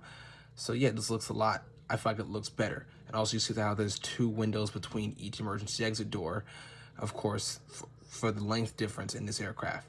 Number 910 Delta November. And the thing about the MD-80 series of aircraft, like, of course you have these engines, but you also have windows behind the engine. So if you're sitting back here, unfortunately, you just get to hear and feel the rumble of an engine all day. If you look down, I guess between that crack, you can see the ground. But yeah, not really much to look at if you're sitting back there. And of course, the engine piece that's holding the actual engine to the actual aircraft here. And of course, coming to the front, we can see how those blades look. It does not look like they half-assed them. They look really, really good. Like, they look really good on both sides, honestly. Like, not anything that's just, half done or mostly done. But yeah, because you can see the wheels roll. The front one does not roll in this aircraft. Coming to this side, you have them nice-looking eyebrow windows along with that long nose cone. And you can see kinda the doors right there. Kind of hard to see in the silver, but you see them. And in the back, you can see also that service door. I think I've heard these things are kind of a pain to load due to how low they are to the ground and how tight the space is under them. But yeah, here we have a great look at our tail and our tail trim right here, and also a great design in the overall aircraft. Now, as you can see, this is a separate piece on the MD-90 series. It's a separate piece. This entire piece actually comes up and off for the Gemini Jet 1 versus it just being a trim tab on the MD-90. But I mean on the MD-88. But you also see the trim tab right here. And also, if you notice the difference in the back of the tail, there's a difference. On the top, of course, we have some great elevator detail and also a color difference for the different components on the top of this aircraft. So just an overall great look. And of course, you have your wings. You have a good look at your wings and all the older components with the ailerons, flat slats, and the tiny spoilers on this aircraft, and also the emergency exit arrows. For there being 2 doors, there's still only one row of arrows, and that painted on beacon light right there. It's a great looking aircraft, and of course a smaller service door on the right side of the plane. Now under it, of course, we do not have a front landing gear door in the front, and just silver, and you have your main landing gear doors right here along with your model standpoint, and your Geminijets logo right there, and also a separate piece because the wings are a separate piece on this aircraft. But yeah, it's an overall good looking aircraft. You have your staircase back there, and just very pointy. She's very pointy, I will say that. Very sharp plane. But yeah. Next up, 757. Here we have the Delta 757-200. I actually got this one at the Las Vegas airplane shop about a year ago. So here we are finally unboxing this one. And as you can see already that it does not have the winglets on it. So this is one without the winglets, which is good because it's different. You know what I'm saying? I think I saw the 757-200 with the winglets. I don't know. No, it was the 753, the old one that got destroyed. But yeah, so now we have one with and one without the winglets. Of course, we have the Asros it gets with the Geminijets logo on the back of the aircraft. And also there's the aircraft right here and some information on it. So let's open it. I love the way these engines howl. Like, they're very good sounding engines, also very powerful engines. It's interesting hearing this thing on idle because you can just hear the blades cranking as they fly over you. So I know over me, a lot of 7.5s fly over like an idle, and it's just a very interesting whistling and howling, crankling sound that they have. It's awesome. Just looking at this aircraft from a helicopter view, you can already see it's a very clean, sleek, very good design on the 757. They definitely did not they definitely were not lazy with this design. I absolutely love it, especially without the winglets. I've never been on the 757 without the winglets before. I really hope to one day before they retire them. Like, I don't know, just something without the winglets. It just looks, of course, different because we see a lot of planes nowadays with the winglets because they save fuel, and not only save fuel but also save space. But just without them just looks so good. Like, I mean, come on, like, look at this clean design. Like, don't get me wrong, I do love me some winglets. It's just looking at it without them, it's just amazing. So yeah, like on the old 737s and the old 75s that we have here, it's just an overall good model. Like, you can see those navigation lights right here. They're pretty big. They made them pretty big and noticeable on this new model. I've noticed that. They are pretty big and noticeable. But yeah, you have your APU valve right here, and of course the APU back here. It's an overall good look at it. So yeah. And of course, yeah, let's like the 757-300 like is long. Like, it has the same wings with a longer fuselage. And this one is a Delta belly. And so I think all the wheels roll in this one, and they do. And they roll pretty smooth also. So that's very good to see. So yeah. Of course, it's the current Delta livery. It just looks very, very good. Now, Delta is one to have good liveries. I mean, a lot of their special liveries are really just paint jobs, but their normal liveries just completely blow me away. And if y'all have seen the 100-year livery, that nice blue with the 100 on it, on the A321neo and the A350, it just looks absolutely great. Like, Delta keeps doing great things. Delta and United both. I love them both. Of course, Delta to fly on more, but United is great internationally also. But let's zoom in on this one. Upon zooming in, we already are seeing a 3D SATCOM, and also a painted one on there also. I think, yeah, we have one lightning rod by the looks of it on the front of the aircraft. But let me just come to the front immediately. Off rip, we have, of course, a nice design on the cockpit. You see those that pitot tube right there, that nose cone. Of course, the long front landing gear that's on the 757, the SkyTeam logo, the front door, and also the Wi-Fi sticker. So the Delta Airlines, of course, a lot smaller and just red this time versus the other colors that we've seen are red and blue on the last ones. And so you have also another loading door right here, and also, of course, a Wi-Fi sticker on that one. And these engines right here, these powerful engines that we have on the 757, also that landing light right there. So you have your emergency exit doors, and you have your 2 rows of arrows leading from the emergency exit doors off the trailing edge of the wing so you can exit safely. And our tail number, November 683 Delta Alpha. Tail number sounds oddly familiar to me. Yeah, of course, with the tail, you have our rudder here. Not a very deep rudder indentation, but overall looks great. Of course, that plane shooting towards the sky, which is what this logo is for Delta. Our APU here, and of course, our elevators right here. And coming to the top, you have a nice, good look at the elevator because it's just one thing right here, and it's pretty good indentation. And your APU intake valve right there, and your output. And so you're just coming, of course, you have that SATCOM, those rows for the emergency exits, and of course your wings and your flap tracks. Now, this one, you notice, of course, the flap tracks kind of flow with the wings. Like, it looks like it's versus it looks like it's under the wing. It looks like it's right up on the wing here. And also the spoilers and flap tracks aren't very deep. The flaps look good because they're a different color, but the flap tracks just aren't very deep on this model here. And yeah, so you have your beacon light right there, and of course the paint job of another lightning rod that they just did not put on there for this model. But yeah, so you come to the front, and pretty good look at the blades. They look pretty cool. They look good. They don't look half-assed or anything. They look pretty detailed and good. And a good look at the landing gear. They're all straight. They look pretty straight. And of course that kind of awkward face that the 757 has in the front with the cockpit and a kind of like slanting, drooping nose that the 757-200 has, and the 300. It's not just the 2. But yeah. So on the loading side of things, of course, the same thing. It's a little different with our service doors, and you see them kind of detailed right there, and also a little bit more on the bottom because of the blue. But yeah. Of course, that long nose landing gear strut right here. We also see the 683 in the front. So coming to the back of things, you have these bulky landing gear here, along with the landing gear doors and the no winglets. So coming under the aircraft, of course, we have your, I think this is an access panel for the APU right here. And as it fades from white to blue, we're seeing the landing gear doors, and of course, better look at the landing gear in a model standpoint, and it is a Delta belly. So, yep, 757-200. And it looks like under the wing, we have a lot better detail and a lot deeper tracks than we do over the wing with the 757-200. Coming towards the back, we have some good reverse engine detail right here. Now, one thing Geminijets does not do with their engines, it seems, they don't put reverse thrust, the reverse thruster door lines on here. I know NG models does that, but Geminijets just, I guess, neglects to put the reverser doors on their models. I mean, it doesn't look bad. I just like it look more realistic with that. Because on the 1/400 scale, they do a lot more with their 1/200 scale than their 1/400 scales, but that's pretty obvious. Let's go to the next one.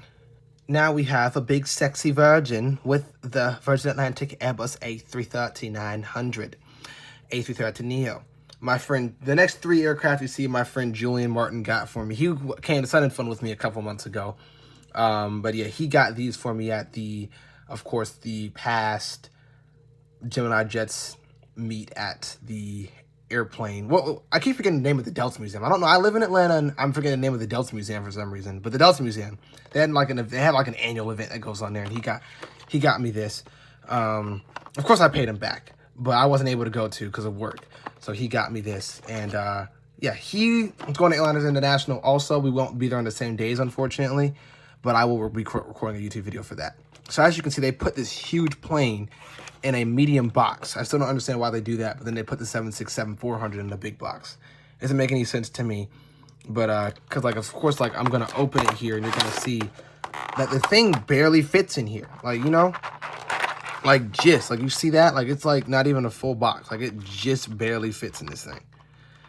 Now, Virgin Atlantic, of course, is one with their liveries. Virgin Atlantic, Etihad, Scandinavian, you cannot go wrong with their liveries. They look absolutely great. I was able to get this model, I think, for like 45 or 50. And it's a great model because I've been looking at it for a while. Unfortunately, I did miss the release of it. But one thing to release again is the Virgin Atlantic A350-1000 because I need one of those. I will say that. But yeah, just looking at this aircraft, like you can see, of course, the huge Virgin Atlantic kind of everywhere on this thing. Virgin in the back. Just look at this. It just overall just looks absolutely amazing. Coming to the top, like you have their gray paint with the sparkles in it. It's just amazing. Like the red on it glows. You got the Virgin on the wing tips there. I wouldn't really call them winglets on the A330, just wing tips, more say. And of course, like coming under it, like just look at this. And I think the wheels hang just a tad bit, not too much, but you have the Virgin belly and like a blank kind of underside, like not much detail on the bottom of the wings. What we've been seeing that pattern with these models recently. So the front tire does not roll, the back right tires do not roll, and the front left tire does roll. Just this one, not the back one, no. But yeah, just overall, just a great looking model. And of course, their engines, like they seem to be doing their engines, like you can see a lot more space between the blades. Looking in the engines, most definitely, like a lot more space versus it just being, you know, like a hole filled in space and then like, you know, 3D paint, like paint coming out at you.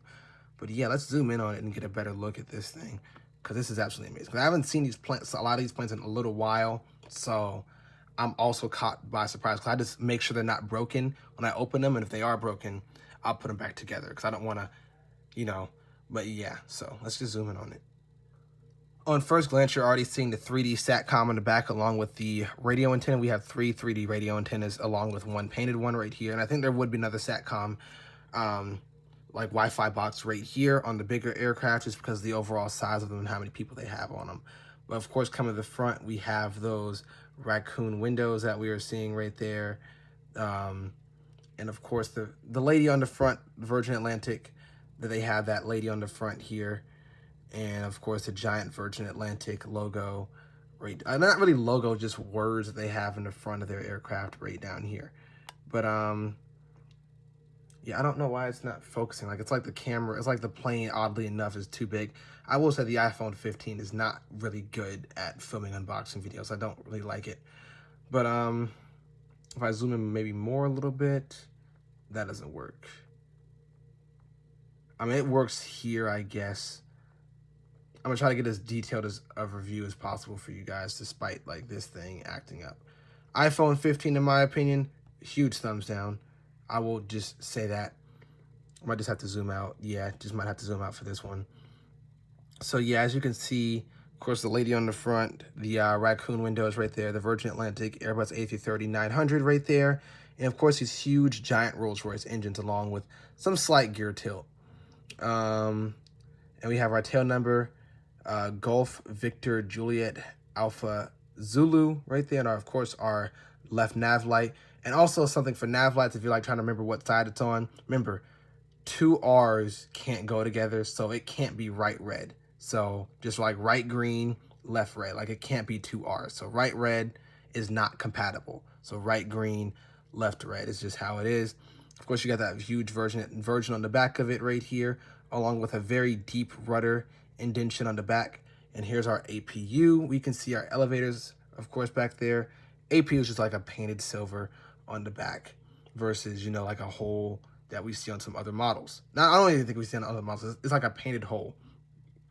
Like on the 777, I know it's like a painted hole. So coming to our service side of things, it's kind of hard to see the doors because of the paint. It's kind of the same color as it. But we have one here, and then, of course, one huge one in the very front. So, yeah. And, of course, Virgin Atlantic is kind of like everywhere on this thing. Like, we come to the bottom and we see Virgin Atlantic along with our landing gear doors. And, like, you see kind of those smooth wings in those massive engines, along with our Geminijets logo and where the paint ends from the tail. And we do have some landing gear doors right up there in the front. And, of course, coming to the front, you can see that space between the engines right there. This makes it look a lot more realistic. It's a lot better. Like, look at that. Like, you can really get a good look at those raccoon windows. Also, it's just overall great. And those wingtips, like you can see the version of the wingtips right there. It just overall just looks like a great model. Like coming to the back, you can kind of, like you can see right through them. Like, look at that. You see right through it. It just absolutely looks amazing. They did a great job with this. So, yeah, so we have, of course, some more A330 Neos to show you. This is just one of three. The next two are Delta. So let's get to those. Now turn the tables to the Delta Airbus A330 Neo. I have had one of these in the past, but it got destroyed. So I didn't think I was ever going to have one again unless they released a new one. But here we are. I'm very happy to have this because it is the Geminijets release from 2023. So this is the, I think, the new released Airbus A330 Neo. And so I have the older released one. I think that one came out like 2021 or something like that. But overall, this should have some improvements with it. So here's some information with it. And yeah, let's get it out the box. So let's see if we notice any improvements from the last one with this one, the newer released. And there it is. Out the box, we see the same design that we have seen with the Virgin Atlantic A330-900 already with the, you see the radio antennas right here and the Wi-Fi SATCOM right there. And also the same sleek design, of course, just on a different paint job. But it looks absolutely amazing. Of course, with the beacon light being painted on and the clear see-through engines, you can already see through them just a little bit right there, like over into the box. And coming to the side, like the side door of things, it's just an overall great model, especially with the wingtips. Like I like the unique wingtips on them because like when they fly, like when they're actually flexed for the air versus like on the ground, they look amazing. I've never been on one, but like just watching YouTube videos of them, they look absolutely great. We see a good like a color shift in the wings here a little bit. Also, like kind of like we see a couple color shifts, and also the deep additions with the spoilers. The flap tracks look a little lower. They look a little lower. It's like the 757 had them like looking like they're right on the wing. This one looks a little low, like they're under the wing, so it looks a lot better. And so yeah, just figure out it's just all looks and all like just a better looking model. I will say it looks like they took like look how shiny it is. Of course, the lack of detail under the aircraft with the wings, but we do have a little bit of gear hang, it looks like. Yeah, we do. We have a lot of it. Just on that left tire, it seems. It does not seem like, yeah, okay, the back right one rolls. Not the front one does roll. Okay, it's just not as fluid as the back. And then the front one also does roll. So yeah, this one does have rolling tires on it. Like going into a closer look, I actually got to zoom out to get a better look at this thing. But yeah, of course you got your raccoon windows right there. And of course, like your SkyTeam logo for Delta right there, your Wi-Fi sticker, and your, you know, both loading doors right here, and your emergency exit window right there. So, huge engines, your blade line right there, and there's your gear hang right there. I'm gonna put that up for both sides, and you got your wing tips. Your Wi-Fi box number is 407 Delta X-Ray, and your Delta insignia right there. Come to the back, you can see right through the engines, just a little bit, like you can see kind of, yeah, right there. You can see right there through the engines, and of course that APU right there in the back. And you have the Delta logo right there, which looks very defined. Like you can actually feel the paint difference in there. Like you can feel the rise in the paint on the red parts. I will say that. Coming to our loading doors, we have a couple of loading doors with 1, 2, and 3 loading doors on this aircraft, along with these huge engines. Coming to the top, we have, of course, our lightning rods right here and our SATCOM Wi-Fi box. And as I talked about before, you can see how they look up. Like if you look closely, you can see kind of like they look under the aircraft at the same time also. It's a lot better versus it being like right on top, because it's supposed to be under the aircraft because they're flat tracks. And then coming up under it, I mean, in front of it, you've got those raccoon windows, and you also have that nice looking blade artwork right there in the front. Also, all the wheels are pretty much straight lined. Coming under the aircraft, you have our landing gear doors and our huge engines and that Delta belly logo right there. And also the front landing gear door on the front right there. There's an incredible attention to detail with this aircraft. Like it looks absolutely amazing. And it sits on the ground, and the wheels pop right back into place as soon as they get put down. Just an overall great aircraft. Now that we have had 2 fresh looks at 2 Geminijets A330neos, we finally get to the Team USA NG models A330neo. And I'm excited for this one because also I missed the release for this one also. And I missed the the Gemini just released for this one. And I thought I wouldn't have it, but again, my friend Julian found me a perfectly, honestly, what he thinks is a better replace option for the Geminijets. Great substitute, honestly. So we're about to find out. I don't think it has a gear hanger or anything, but I think the overall molding of it, like just on the box, like you can see more details in the box. Also a very much more put together box right here in NG models. And also a pretty cut and dry box, I'd say, you know? So yeah, as you can see, $60 for this one. So this one was also owned by someone previous to me. Like all the past 3 were, because you can see how dirty the box is. Team USA though. So with NG models, we just open it from this flap right here. And you have your aircraft right here, and Team USA and Delta keep climbing on the top. But we're gonna stay focused on this because I just popped this out right here, it seems. And a little more, of course, we have some NG model cards right here, warnings, and also an NG models card. And then here is my aircraft right here. So same plastic, just a lot easier to take off with NG models. And yeah, first glance, it looks pretty standard to me, in my opinion. That got stuck. Looks pretty normal to me. Looks just about the same overhead.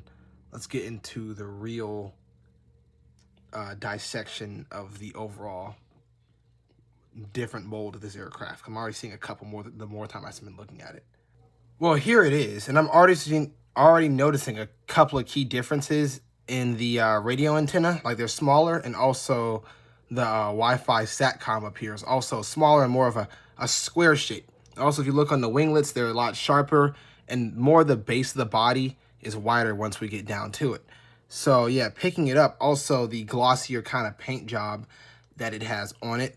And also on NG models, all the wheels roll, but there is no gear hang. Like the gears don't hang down, but also they don't have the reverse thrusters on the engine like they do on normal aircraft like the 757-200. But overall, it is a great design. This is one of 2 Team USAs we will be unboxing in this video today. Official airline for the Olympics here, Delta. So you have that big Team USA right here, and some stripes in the back, November 411 Delta X-Ray. I have not seen this plane in person. The only plane I've seen in person is LA-28 in Team USA. I've spotted LA-28 though, and that's also later coming up later in this video. So as you can see, the blade design is very, very well done. You can't see through it on these, but they did a really, really good job. But just often noticing this, like the NG models, as usual, I don't even think I have anything to say. Y'all do great every time. Of course, they're a little bit on the expensive side. I think they're about $10 more than the NG models. I'm sorry, not NG models, than the Geminijets. But they do a great mold. NG models definitely does a great mold. So yeah, I think Aero Classics does also. So like, of course, getting like a more detailed look on this aircraft here. Of course, you have your raccoon windows, official airline of the U.S. Olympics, your Delta Airlines right there, and your Olympics rings and the American flag. Of course, your Wi-Fi door. It's a little, your Wi-Fi sticker is just a little less detailed on this one. I'm not gonna lie to you. I think Geminijet wins overall for the paint scheme on a Team USA. I've seen Geminijets one. Also, I will say for their overall design, they might be winning right now for overall that. Like, just because they do have rolling tires, and I do like the mold a lot. It's just I think the Geminijets one might be more realistic just because of how round it is around. This is very sharp. Don't get me wrong, I do love NG models. I do love them a lot. I just say Geminijets wins for the A330 Neo. And the A330 is already an airplane. The Neo just makes it look like, you know what I'm saying? And so, yeah, of course you have that giant Team USA. I don't see any problem with the paint job over it. No chipped paint or anything. I see no problems there. Let's see our APU. Okay, now here's the difference. Our APU is an actual hole in the background in the back. So we do see that on this aircraft. Coming to this side, we do have our doors, which are a little more visible. I feel like it's a tad bit more visible, like maybe a lighter paint. Our service doors are a lot more paint on the NG models, especially on the top here. I think, I mean, the flat tracks and the spoilers aren't really that deep. Like, as you can see, like once it hits the light well, you see a lot better. But overall, I think Geminijets wins with that one. And like, of course, coming to the top, you see how small our Wi-Fi antennas are and our SATCOM is right here. Just seeing that. But the overall color blend's good. Now, coming to the tail area, we see a lot more detail. Now, it's not deep detail, but it's a lot more detail. Same with the actual tail. We see a lot more detail on this. And also, the paint blends a lot smoother on this. So coming to the bottom, of course, we have a Delta belly and our model standpoint right here. But overall, this looks very, very sleek and a very, very good design. Coming to the front, of course, we have our landing gear doors, and the landing gear are a lot more put together on this model, with there being more, see, even on the bottom, there's a lot more here. It's, of course, smooth on the wings here with our flat tracks. And coming to the engines, we see a lot more aggressive look for the A330 and a lot more sleek look in the front, I will say. And on the top, we do have those flat tracks. They look like they're actually under the wing versus being right there with the wing. But that was a problem with the 757, not necessarily the A330 Neo. But yeah, overall, just a great looking model. All right, so let's switch gears. We're going to the Del 777 now. Now, we hand the mic over to my favorite series of aircraft of all time, the 777s. And this one is the retro Del 777s. We have 3 of this livery here that we've unboxed today. MD-88, MD-90, and now the 777. And this actually completes all the Del 777s for Geminijets. I have officially collected all of their tail numbers. I think they have numbers 7.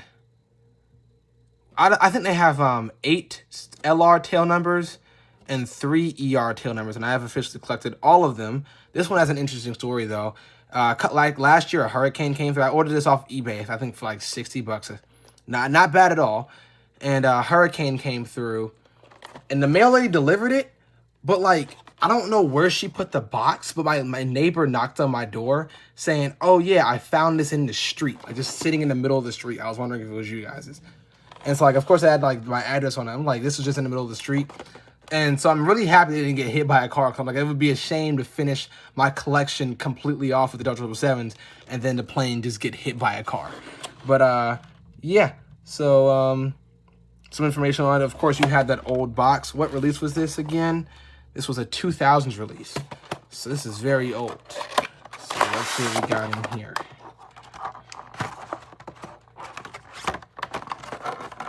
That old plastic, you see that?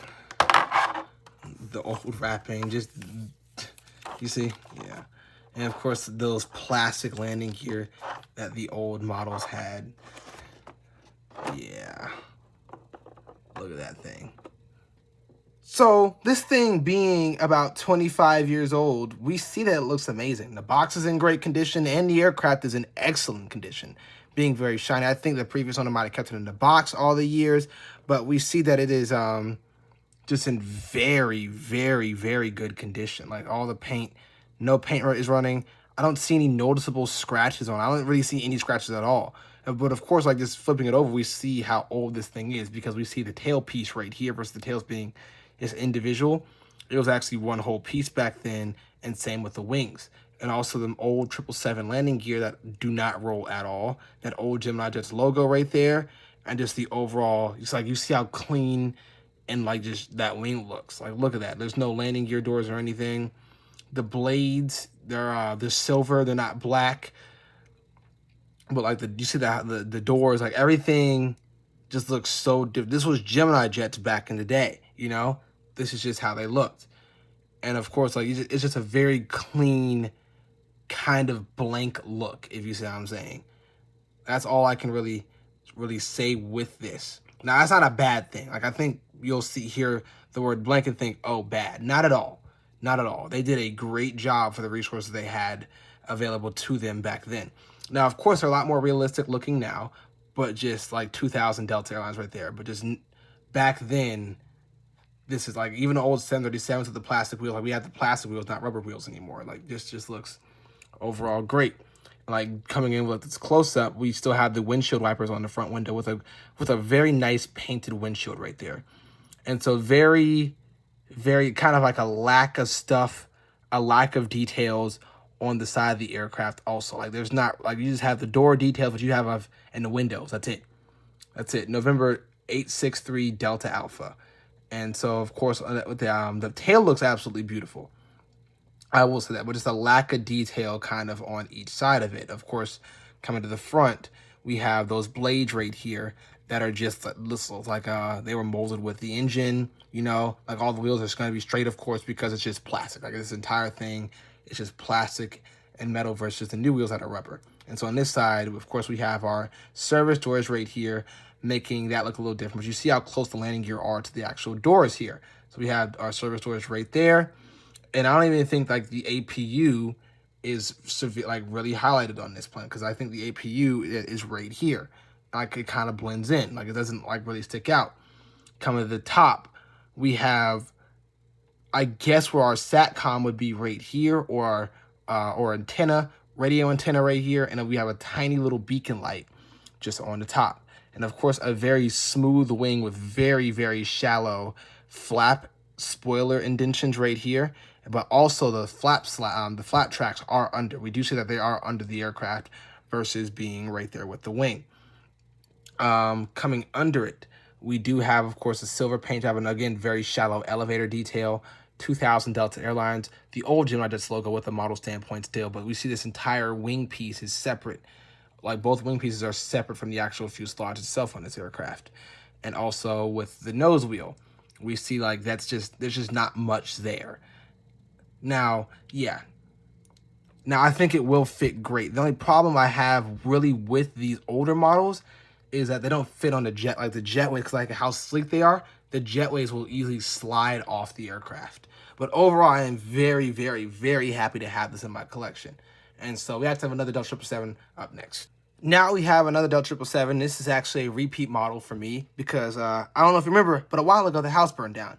And actually every single one of my Delta 777s was fine aside from November 704 Delta Kilo. And the only problem with that one was the front landing gear was ripped off.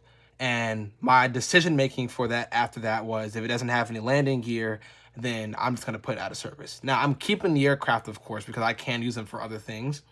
I didn't, the ones that I did find, I found about most of them. I think there are about 20 that I did not find out of that. But I think, like, let's say I had 300 models, 120 were fine, about 20 were not fine, and the others were just, just broken. I'm sorry, 20 were not found, and the others were just overall broken. So this is actually a repeat model. So the other aircraft I intend, when I get build another airport, I intend to put those in the hangar, or they might be flying. I might bend the wings and rip the landing gear off completely and use them as departure aircraft, but we'll see. But yeah, here is our repeat model for November 704 Delta Kilo, and we have kind of that older box. This is a 2013 release here. So let's open it.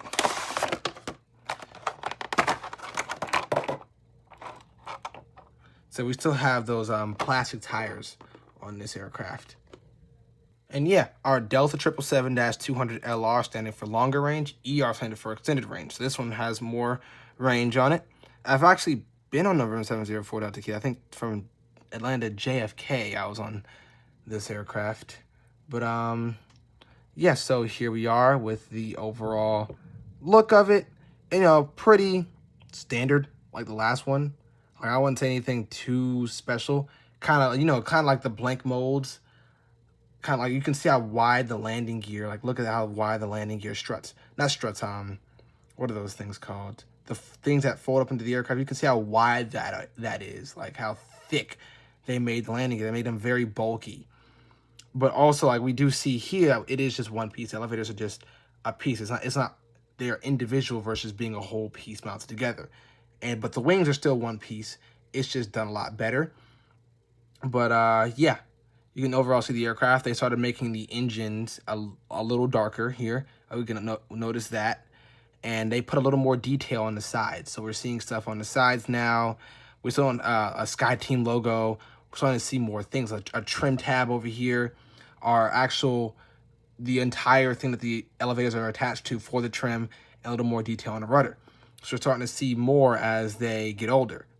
And of course, a more updated Geminijets logo, but still, and some different tires, still plastic tires, but we still see different tires, and also some more details under the wings as far as a little bit of a different color. You see, a little bit of a different color. But yeah, we have our APU and just overall some more detail on the tail. So just a lot of key differences with the older that the model gets, the older that the company gets. We're starting to see more details with them. And so, yeah, here, we're seeing a pitot tag tube. We're seeing a pitot tube on the front also. And also under here, I'm seeing a landing gear door for the front landing gear. Of course, we still have a very good window, cockpit window right here. Delta logo looks great. SkyTeam logo, the door detail looks great. And also the detail coming down the aircraft for this time period for Geminijets. And also on the rudder, we're seeing our rudder trim, our actual rudder, and our vertical stabilizer right here. And the paint blend is really good. We have an APU. The APU looks good. They did a great job with the APU. Coming to the back, of course, you have those thick landing gear that are just back here. Coming to the side, we're seeing a trim, again, a trim, but it's all two different pieces versus the same piece on this model. And we're also seeing our service doors. Our service doors, we're seeing a difference in those because they look a lot more detailed. They look more detailed than they do now. And yeah, coming to the underside of the aircraft, we of course have our, just our normal, not our normal wheels, our older 777 wheels, very close to the doors right here. They don't roll at all with our old Geminijets logo. And also we see that huge piece that actually is connecting the wings to the actual aircraft. A little bit of dirt right there because this one did have a previous owner, but overall it's just a very good looking model with these huge GE90 engines and not a lot of detail at all under the aircraft's wings. But we do see a front landing gear door. No main landing gear doors though. We don't see any main landing gear doors. Coming to the top, very clean. There's nothing. And then there's a paint job of a SATCOM, and we have these dark indentions for our radio signals. But we also do have very deep flap tracks and elevator. We have very deep, what am I trying to say? Flap tracks, spoilers, and slat tracks. So that is pretty good. And also a lot of detail on the wing here, along with our flap tracks being actually under the aircraft. So this and overall, they did a great job with it. Even with the tail, we're seeing key details. They did a great job with this mold for this time period. And of course, it just keeps getting better and better. So now the next one is actually a current mold, so we can compare and contrast the two. Really just compare, because I think that it's a lot better now. Don't get me wrong, this is a good looking plane, but of course they're still working some things out here. So the next one we have is also an interactive series, so we can see how far they've come in the past, how long it's been, 12 years since this was released. This is one I got on the discount section at the Miami Airplane Shop. It's an Etihad Cargo 777-200 freighter interactive series. And so yeah, I think it was like $30, and like we all know the interactive series are like 60. So I was honestly a steal for this one. And honestly, I just get what can make it to Atlanta. This can, and it looks absolutely great. So you know what? Why not? Just throw it in the bag, right? Look at that. Look at that sweet gold Etihad 777F. There's some information on it. Let's open it. Yeah, so of course the aircraft, and you have a bunch of pieces in here. Just there's a lot in this box. I'm just gonna set this aside for a second. Yeah, the plane is gonna come last, because this seems. So in the box we have a key that you can use to get like the pieces off of it. I'm gonna go ahead and take all the pieces out of this thing right here. So we have, of course, the doors. They're very tiny. They're very tiny. So you can see they don't really open. For those of you who thought the interactive series opens, they just fit in like teeth. So you just plug them into the holes and you call it a day. So they have, and here are the fixed ones over here on the left side, like the closed. So see, they have teeth, but they don't, like, you know, you just slide them into place versus these actually hanging off the aircraft. Just for those who thought it's a little hard to get out. I mean, it would be cool if they actually opened, but no, I think that'd be hard too. And honestly, I think they'd have to raise the price by. Honestly, I think an interactive series, if they actually like pop the doors open, would probably be like a good $100 versus the 60 or 70 it is now. Sometimes even 80. But I'm gonna put the service doors on for you guys. So right over here, I have all my pieces. We're just gonna plug all these in, the open ones in to the aircraft. Cause see, this one just goes right here, just like this. And so it isn't. So what they have in them to put them in is they have like slots, like right there. So you just would, you know, pick the aircraft up and kind of just stuff it in that slot, just like that. And see, there it is, and it fits. It fits very perfectly and tightly. So this is clearly the back door because this one has color on it. So I'll just color match these just like this and insert them into each slot, just like that. And here's your interactive series. Like, so here's how that works. Just like this. And so I'm going to give you all a look at the interactive series with and without the doors. I'm going to plug those in too. So yeah, here's your Etihad Cargo 777. And great attention to detail just upon first rip. We are already seeing that. So yeah. Okay, so this is where the problem side looks like. Right here is good. Okay, perfect. So we have the Etihad Cargo 777-200F. E in the front, and our registration is Alpha 6 Delta Delta Echo. And yeah, just overall Etihad's liveries, the Middle East liveries just don't fail. They all look absolutely amazing. So yeah, just a good look at the clean configuration. I mean the dirty configuration, just what we're gonna call it.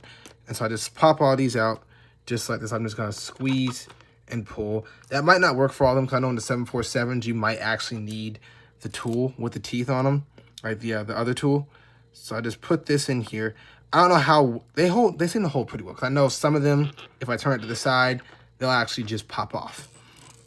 So it is a problem that I do have with older ones. I caught that. Okay, that is a problem we do have with the older ones, is like the slots don't hold the doors too well.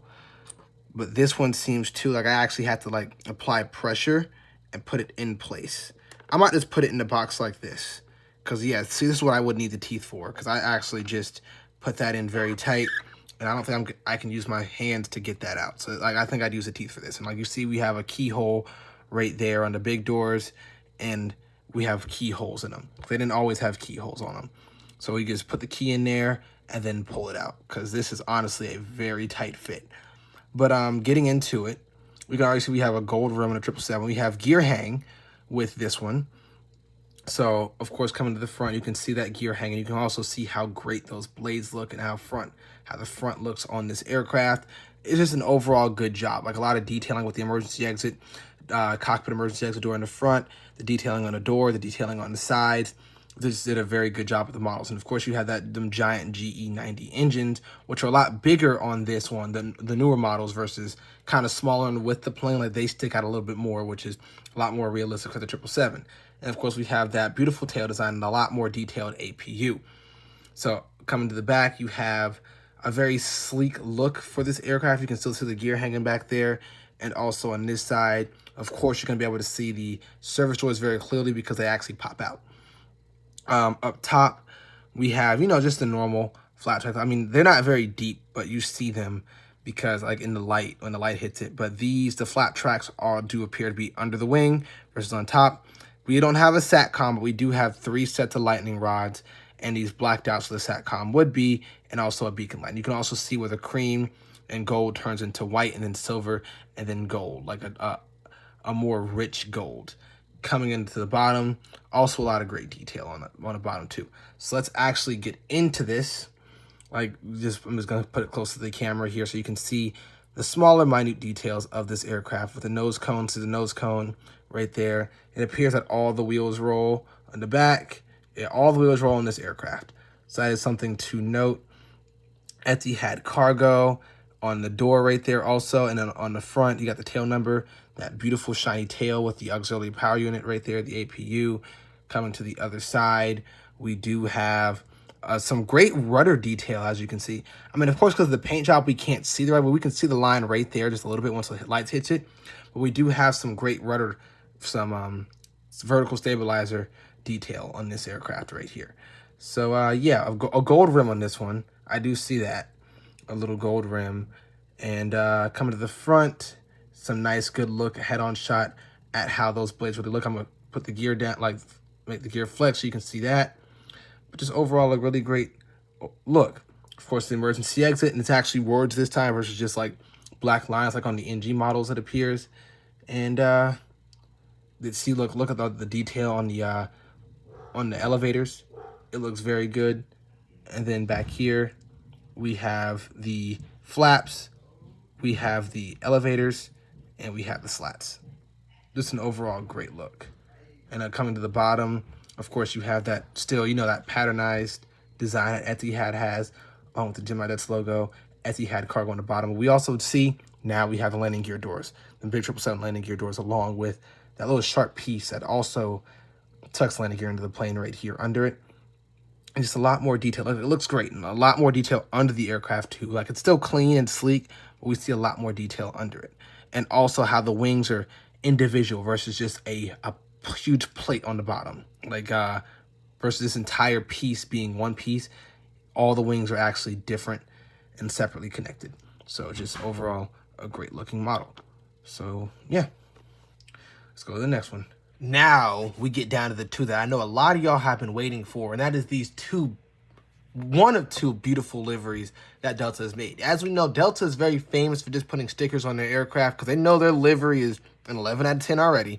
But this is a livery. Like this, like they might just put stickers on the front back then. Like you can see the plane in there. Look at that. It's just beautiful. I mean, I know I showed y'all that early, but like, come on, that's something to get excited for. Like, look at that Team USA.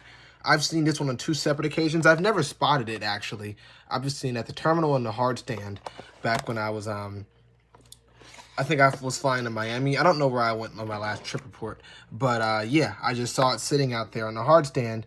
And, yeah, let me tell you, it is as beautiful in person as a toy. It's just 400 times bigger in real life, of course. But, yeah, Delta has definitely outdone themselves. And we're really happy to see them with their past 4 liveries. Technically 3 because the 100-year livery is on 4 planes, which 2 planes, which is why I say 4, because we have Team USA, LA-28, which is the next Gemini jet, and now we have well, technically 5, but yeah, 3 liveries technically, with the 100-year livery, which is in a future video, and then Team USA and LA-28. Let's examine this thing. Here you're seeing a very good look at the helicopter view of this plane, and again, we see just they're making liveries just blowing people away, blowing everybody away. And of course, Geminijets' attention to detail with these liveries is really what we'd love to see from you guys. Like, look at the color blends and look at the accuracy and the detailed paint just on this aircraft right here. And of course, like back here, you see like a little indentation where the auxiliary power unit is. We have our lightning rods radio antenna, our SATCOM right here, 3D SATCOM on the back. It is an overall great attention to detail with this aircraft. It just looks absolutely amazing. And again, Delta, you are just blowing me away with these new liveries. Like, they look amazing. No more stickers on the front of the plane, because I'm not gonna lie to you, for their 100-year one, I was afraid they're just gonna put like a sticker on it like they did for their 75th livery, but they didn't. I mean, they made like they came out with a nice new livery that well, of course the same color, we just don't see that red on there. Like, zooming in on this one, let's zoom in on this one. But of course, talking about Team USA right now, I'm gonna save the 100-year livery one. With the Team USA, we have that great raccoon cockpit with these beautiful looking wheels, of course, and the beautiful nose cone. You see those, why, I'm just not thinking at the moment right now. You have the pitot tubes right there, that SkyTeam logo, the Wi-Fi sticker on the loading side of the plane, a beautiful door, that Delta insignia, official airline for the U.S. Olympics with the Olympic rings right there and the American flags, and of course that giant Team USA on the side with these engines. And of course they do have gear hang. All the wheels on the A350 do roll, which is pretty standard for this aircraft for Geminijets, which is pretty standard. Of course, the Delta insignia on the winglets right there. We have our tail number, which is 521 Delta November. And just look at this overall color blend. Like, it looks amazing. Look at that tail piece right there. Coming to the back, you're seeing that auxiliary power unit a lot better. And of course, a better look at those landing gear and how they freely move. Just coming to, they don't move like too freely. They're kind of stiff in place, but they're very, very good. Coming to the other side, we're seeing those loading doors a lot more in detail in the back because of the different colors and the darker, more base colors right here. On the front, of course, we have white, so we're not seeing it as well. I wish I would, like, just make it a little more obvious that there is a door here, like they do with these doors right here, because if these are probably honestly deeper than the loading doors over on this side. But it's an overall great look at this aircraft. Of course, coming to the front, you have those blades that are kind of see-through and also kind of not see-through. They're very deep. I like how they put them deep versus shallow. Like, if you look on the L777 that I did earlier, the blades are kind of shallow and like right there. So yeah, coming to the top of this aircraft, we have, of course, like where some antenna would be, and then we have an antenna right here, and also just a very good look at the wings and how deep the A350's tracks are for the spoilers, flaps, and slats. They do a great job. Like, they, of course, as usual, have outdone themselves with the A350, and why wouldn't you? I mean, look at this. Like, you want people to buy this, and they definitely have encouraged people to buy this with the SATCOM right here and the elevators, just how deep the elevator tracks are, and a lot of tail detail. Like, not as deep in the tail, but we do see a great looking tail. It's not extremely sharp like the NG models are. Like, it won't cut you while holding it, So yeah, coming to the bottom, of course, you see those front landing gear doors right here in the front. And then it's a Delta belly, of course. Who would have thought? And look how the wings are very, very smooth. Of course, we have the ailerons and the flats and slats under here, and the engine piece right here. This looks all very, very good. You can get a good look at those landing gears and those main landing gear doors right here, along with the model stand and the Geminijets logo, and that red ribbon that comes all the way down to the bottom of the aircraft. And it just overall just looks absolutely amazing. They have done a great job with the Team USA aircraft. Not only that, but like the beautiful box that these planes come in too. So like, you're getting to feel the magic before you even open the aircraft. Let's go to LA-28. And LA-28 absolutely taking my breath away. We can already see that 100-year livery tail on the left top side of the box. And you see that the plane right here, along with the LA sunset blending in with the actual aircraft to the night with the stars on it also. Of course, the aircraft most likely looks a lot better than, of course, what's being displayed on the box. But 1/400 scale, I have seen this plane in person. I did spot it out of the Hartsfield-Jackson last July. So I have seen this one in person on 2 separate occasions. More recently, I saw it holding short of runway 27, what was that, 27 right, or yeah, 27 right, I saw it. And look at that, LA 28, LA 28, just the different way they put the letters also. This is just a very nice looking box. I can't help but wonder what the 777s would look like in these liveries. But those are tied back in 2020. Just look at that aircraft back in there, and then some information on it. Let's just get this box open. Like, again, I'm a Boeing fan, but I gotta respect when an Airbus looks good. And this is a well-dressed Airbus, I will say. Just look at that thing. So with this aircraft, I will say we are seeing a different blend in colors. Like, as you can see, that red paint is a little different. That's not just the camera light. You can see the gloss that just came off on it. But we have a smooth paint, a smooth white paint. Then it gets a little thicker with the red, and then smooth again with the blue. So yeah, we're already seeing that upon first glance. So yeah, just looking at the overall side of it, you're seeing so many different colors come together in one beautiful blend. How it goes from basically day to nightfall in this aircraft with those 3 palm trees in the center. A huge LA 28 with the Delta insignia on the back. So we have 3 Delta. We have 3 ways of telling you that you're all flying on Delta. Delta, Delta, Delta, Delta. So 4. And on top of that, when we look at the bottom later, we also see LA 28 on the bottom. Like, it just looks absolutely amazing. Coming to these sides, like, just look at this 360 of this aircraft. It looks amazing. Like, man, the service doors aren't as visible on this one. Despite it being blue in the back, we don't see the service doors as visible on the back side, more so on the front side because we have that orange and blue blend. When we zoom in on it, I'll give you all a better look at that. Just coming, of course, to the front to those raccoon windows. It is your standard Geminijets A350, I will say that. Aside from, of course, like, look at the stars. They're running to the back of the aircraft too with that LA 28 on the bottom. And also you can see under it, like if you look up and see this, you're definitely going to know this is LA 28. I mean, come on, look at how big everything is. Like, you can probably see that LA 28 from 40,000 feet. Like, just look at this. So, of course, coming to those raccoon windows and that beautiful nose cone with them, it looks a lot, honestly, a lot better painted. Looks like a more of a sturdy paint job with this one. Of course, as you know, all the wheels do roll on this A350 aircraft, which comes standard. They roll pretty freely. We already know that because Geminijets has all their A350s 900 rolling, not about their 1000s. Their 1000s don't really move. But just look at the Olympic rings right there on the front and the Delta logo, Sky Team logo. Look how detailed the doors are. We have those double doors to make, double windows, the double painted windows to make it look a lot more realistic. And those trees, like, they did a great job with this.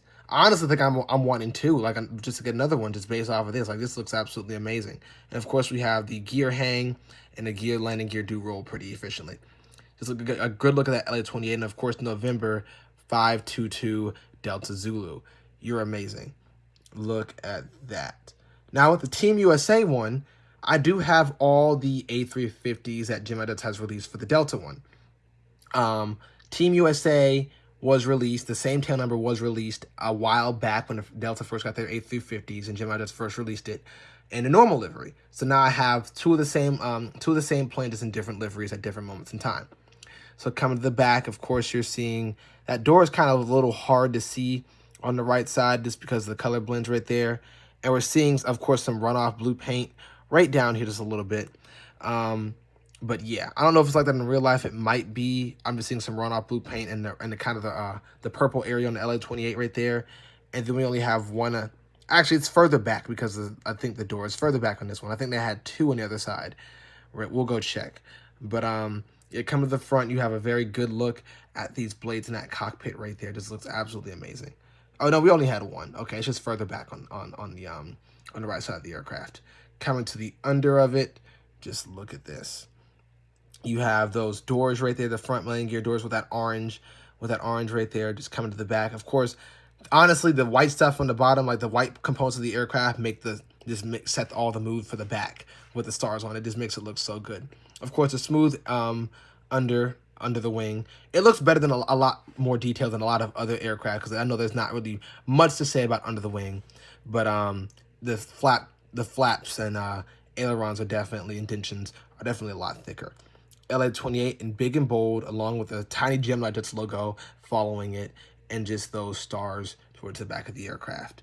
Of course, coming to the top, we are seeing a lot of detail up here with a couple of painted rods and also some actual 3D rods along with that SATCOM. You see LA-28 on both sides along with the palm trees and those deep flat tracks and those flat and slat tracks and the spoilers, and along with the Delta logo on the wing, because you have got to have that. Come to the back, you know, standard, you got the hole, like the tiny little indentation in the APU hole. I don't think you can see through these engines. It's a little bit, it's a tad bit. Yeah, just a tad bit. But yeah, just overall, this is just a great looking model. And again, stay tuned, like and subscribe, because we do have the 100-year liveries in the A321neo and the A350-900. Let's go to the next one. Here I've picked up a British Airways Boeing 777-300ER. I was actually a little hesitant on getting it, but then I realized I don't really have any more 747s anymore because those got destroyed.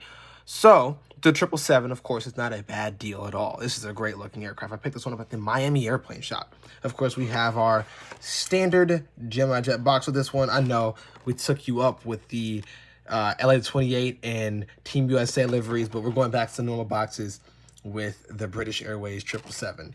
So yeah, of course, you know, the standard box, of course, there's the aircraft in there, and there's some information on this aircraft right here. Let's get her open. Alrighty. Of course, we have a very long plane, just already of our first glance. It's almost as long as the box is what we're seeing right here. Like, it almost looks, yeah, look at that. Thing is huge. Here this giant aircraft is. I think that the 777-300ER has the same wings as the LRs, but of course we see that they're painted differently. So, of course, just coming to the top here, you're seeing two rows where those emergency exits are for that one door. It's just one door right here, but we're seeing two rows of arrows leading off the wing, because how many people can fit on this massive aircraft. You're already seeing how long it is. It's taking up almost the entire frame. And the British Airways on the lower side of things. Coming to the front, we kind of had those A350 looking kind of blades, like they look see-through, but they're not completely see-through. And then coming to the side, our service side looks very good. Now the doors don't look too visible because of the white and the blue on here, but overall just looks absolutely great. And then coming to the back, of course, you have a very good look. We see the kind of the APU on the left side of the aircraft, and it looks very, very good. Like, it looks kind of highlighted, I'm not gonna lie to you. And of course, a 3D SATCOM with 3 lightning rods, and of course the painted holes of one right here.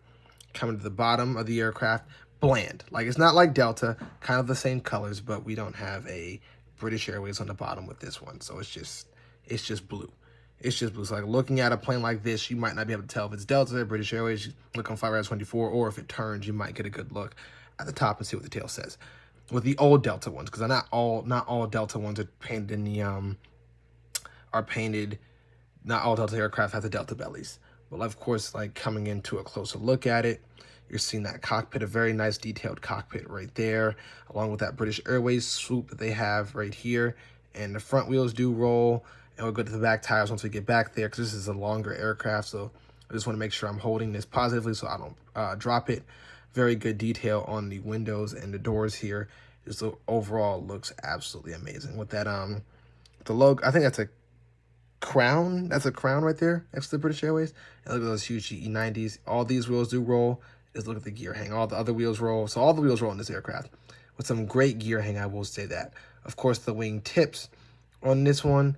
And our tail number, Golf, Sierra, Tango, Bravo.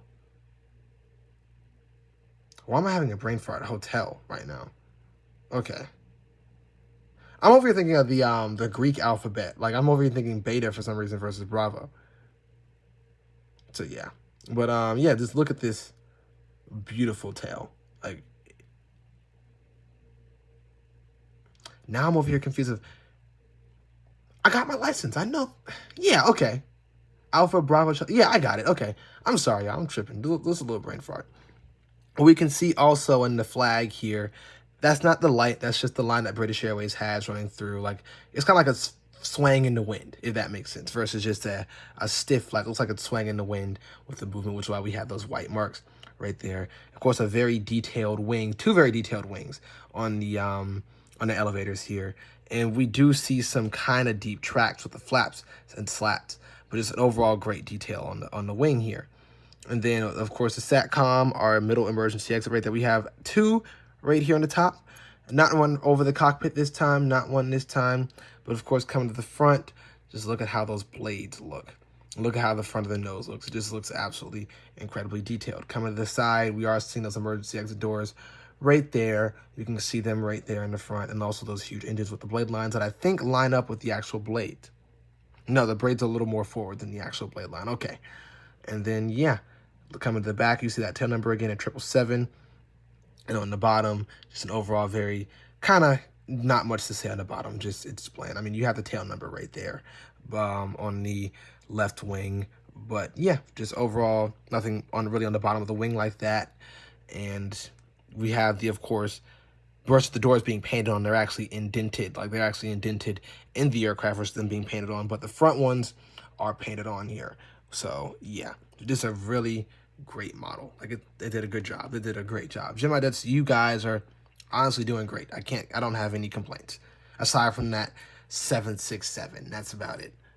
Here's one I picked up in Las Vegas, and honestly, a great one. We have KLM Orange Pride. I think we've been waiting for them to re-release this one for quite a little while, so we are happy to see it. I got this one in Las Vegas last year, back when it was a little new release. So you're about to, it's probably unk now, honestly. But yeah, you know, you have your standard box, of course, with Orange Pride on the box, kind of in, yeah, like 5 different places. And right there, in the box, there it is. Oh, make that 6. So yeah, some information on it. Let's get it open. 777-300ER. We've looked at one of these before, but not in this livery. This is my first time, because I've had KLM 787s. I've had the 100-year livery. This is my first KLM triple, and of course, my first KLM, like, honestly, I think the best of their liveries. I think they have 2 of these. I could have sworn they had 2 Orange Prides, but I've heard they were getting rid of them. I don't know.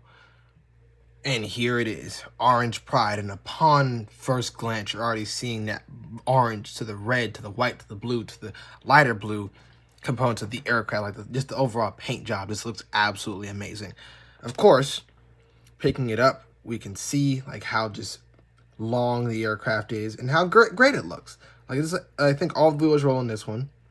Okay, the right landing gear does not appear to have gear hang, but all the wheels do roll. I will show you that in a second. I'm pretty sure you're going to see it just a tad bit coming to the back, how like this does not move a little bit, but I will show y'all. Like, just see, like, I can bend the metal. Oh no, I see. Okay, when I zoom in on it, y'all see the reason, because like the wheels like look like they're kind of deep in the aircraft, so they don't really want to go anywhere. So yeah, but it looks like also they're angled just a little bit forward. So I guess that would be the critique I have with this one, but it just overall just looks absolutely amazing. Of course, coming to the front, we have kind of like some good blades. They look like, again, the A350 blades, kind of. It's where we have the very light silver paint on here. They look kind of see-through, but they're not at the same time. So yeah, coming to the top, of course, you have 2 rows of arrows leading off the aircraft for the M1 emergency exit, because the amount of people that are on this aircraft, and of course the black line right here, that's on 777s, and 777-300s. But yeah, coming to the bottom, we do have, of course, the small Geminijets logo and the indentation in the landing gear doors. And of course, also the tail number, Papa Hotel Bravo Victor Alpha. So this looks absolutely very, very good.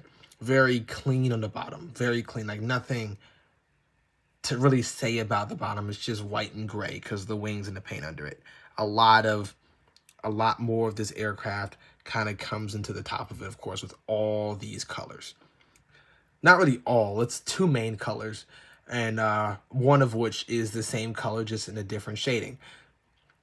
But yeah, coming to the front, of course, of this aircraft, we do have a very good looking cockpit along with its eyelashes or windshield wipers, nose cones, and also just the way that the doors are highlighted on this plane.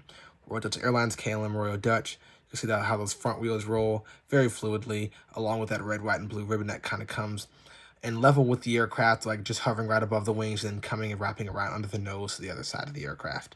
So you can see how that tire already is rolling back and forth. They roll very freely, and the gear hang goes back and forth along with those giant GE90s and that tiny KLM logo on it.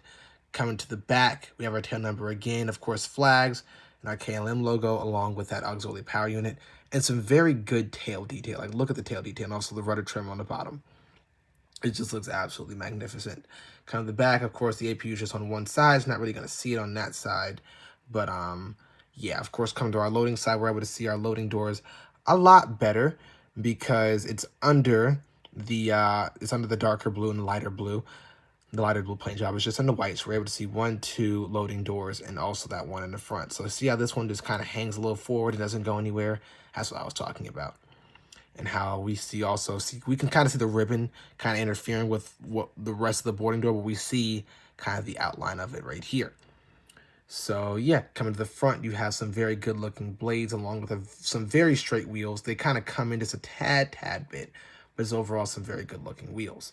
Under the aircraft, of course, we have the Geminijets logo along with those very good looking indentions for the landing gear doors, and a very clean underside. Like, there's not really much to say about the end of this aircraft. It's just white and gray because of the paint and the wings. So there's not really much, of course, our model standpoint. I painted on beacon light. And our front door, our secondary front door is painted on versus an actual indentation like it is back here. And yeah, there's not much to say about the bottom. Of course, coming to the top, you're seeing our painted beacon light along with a lot of our antenna, and using 3 antenna on the top, and then our SATCOM right there. So look, just a very, very detailed model. Like, of course, they took their time with it, and I'm happy to have it because it honestly is a very colorful model. Like, you definitely notice this, like, huh, that looks different. It makes you look up. So let's actually go to the next one because that is our last one. Here we are finishing things off with an NG Models Lufthansa 747-8. My friend bought an extra one, so I bought it from him because I do need some Lufthansas in the fleet, and now here we are. Lufthansa 747-8 with the standard NG Models box. Nothing really to say about this. They make a very good box, a very different box, I will say. There's no information panel on this one, so there's nothing to flip up. You want to see the aircraft, you open the box, and you look inside of it, which is exactly what we are about to do. Some very thick packaging, of course, showing us that it's NG models and also warnings. So I'll set these cards aside and then open the actual packaging. So yeah, look at that. Of course, different packaging. Just a slightly different, of course, the same kind of structure. It's a little easier to take off. But there it is. Very tall, too. Very tall box. I will say that. But there the aircraft is. Off first glance, I'm already seeing that this plane looks bigger than a box. And for that cleaner look, NG Models has, you see, made the wings white versus the actual gray they are in real life. So they're white, of course, matching the aircraft. And this is Lufthansa new livery 747-8. So we're seeing a lot of detail with this. Also, those very, very sharp edges that are on NG Models in a 747-8. But it looks overall amazing. Of course, we're already seeing how deep the flap tracks, the flaps, spoilers, ailerons, and slats are on this airplane right here. So, of course, coming to the top, we have some lightning rods. They're not as big as Geminijets. No worries about, accidentally sliding your hand the other way and them coming out or them cutting you. And here's our SATCOM right there, which looks more made with the plane. Like, it flows a lot. Looks like it flows more with the plane versus it being a separate piece on Geminijets. I will say that.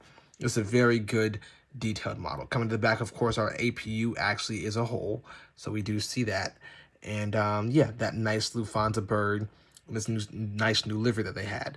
It's funny how the new livery, like, literally was just a change in color on the tail. Same with Qantas, like, they just added a silver line to it. I find that funny. But yeah, none of the gear hang on this one. They all roll, though. I will show you that. NG Models, I don't think I've ever gotten one or heard anyone who's gotten an NG model with the wheels that don't roll, but they do hang. So yeah, just look at that. Of course, a double decker here. And coming to the bottom, we have all these wheels that just are stationary. They don't really go anywhere. They don't hang. I mean, they roll, but they don't hang. So if you're like setting this model up for landing, the wheels won't look like it's on approach. Of course, a very smooth under the wing. A lot of flat tracks that we see here. Of course, we have 4 massive engines that we see right there on 747-8. And yeah, it looks just very, very fluid and aerodynamic. Coming in closer to it, we have that Lufthansa logo. We're coming to the front.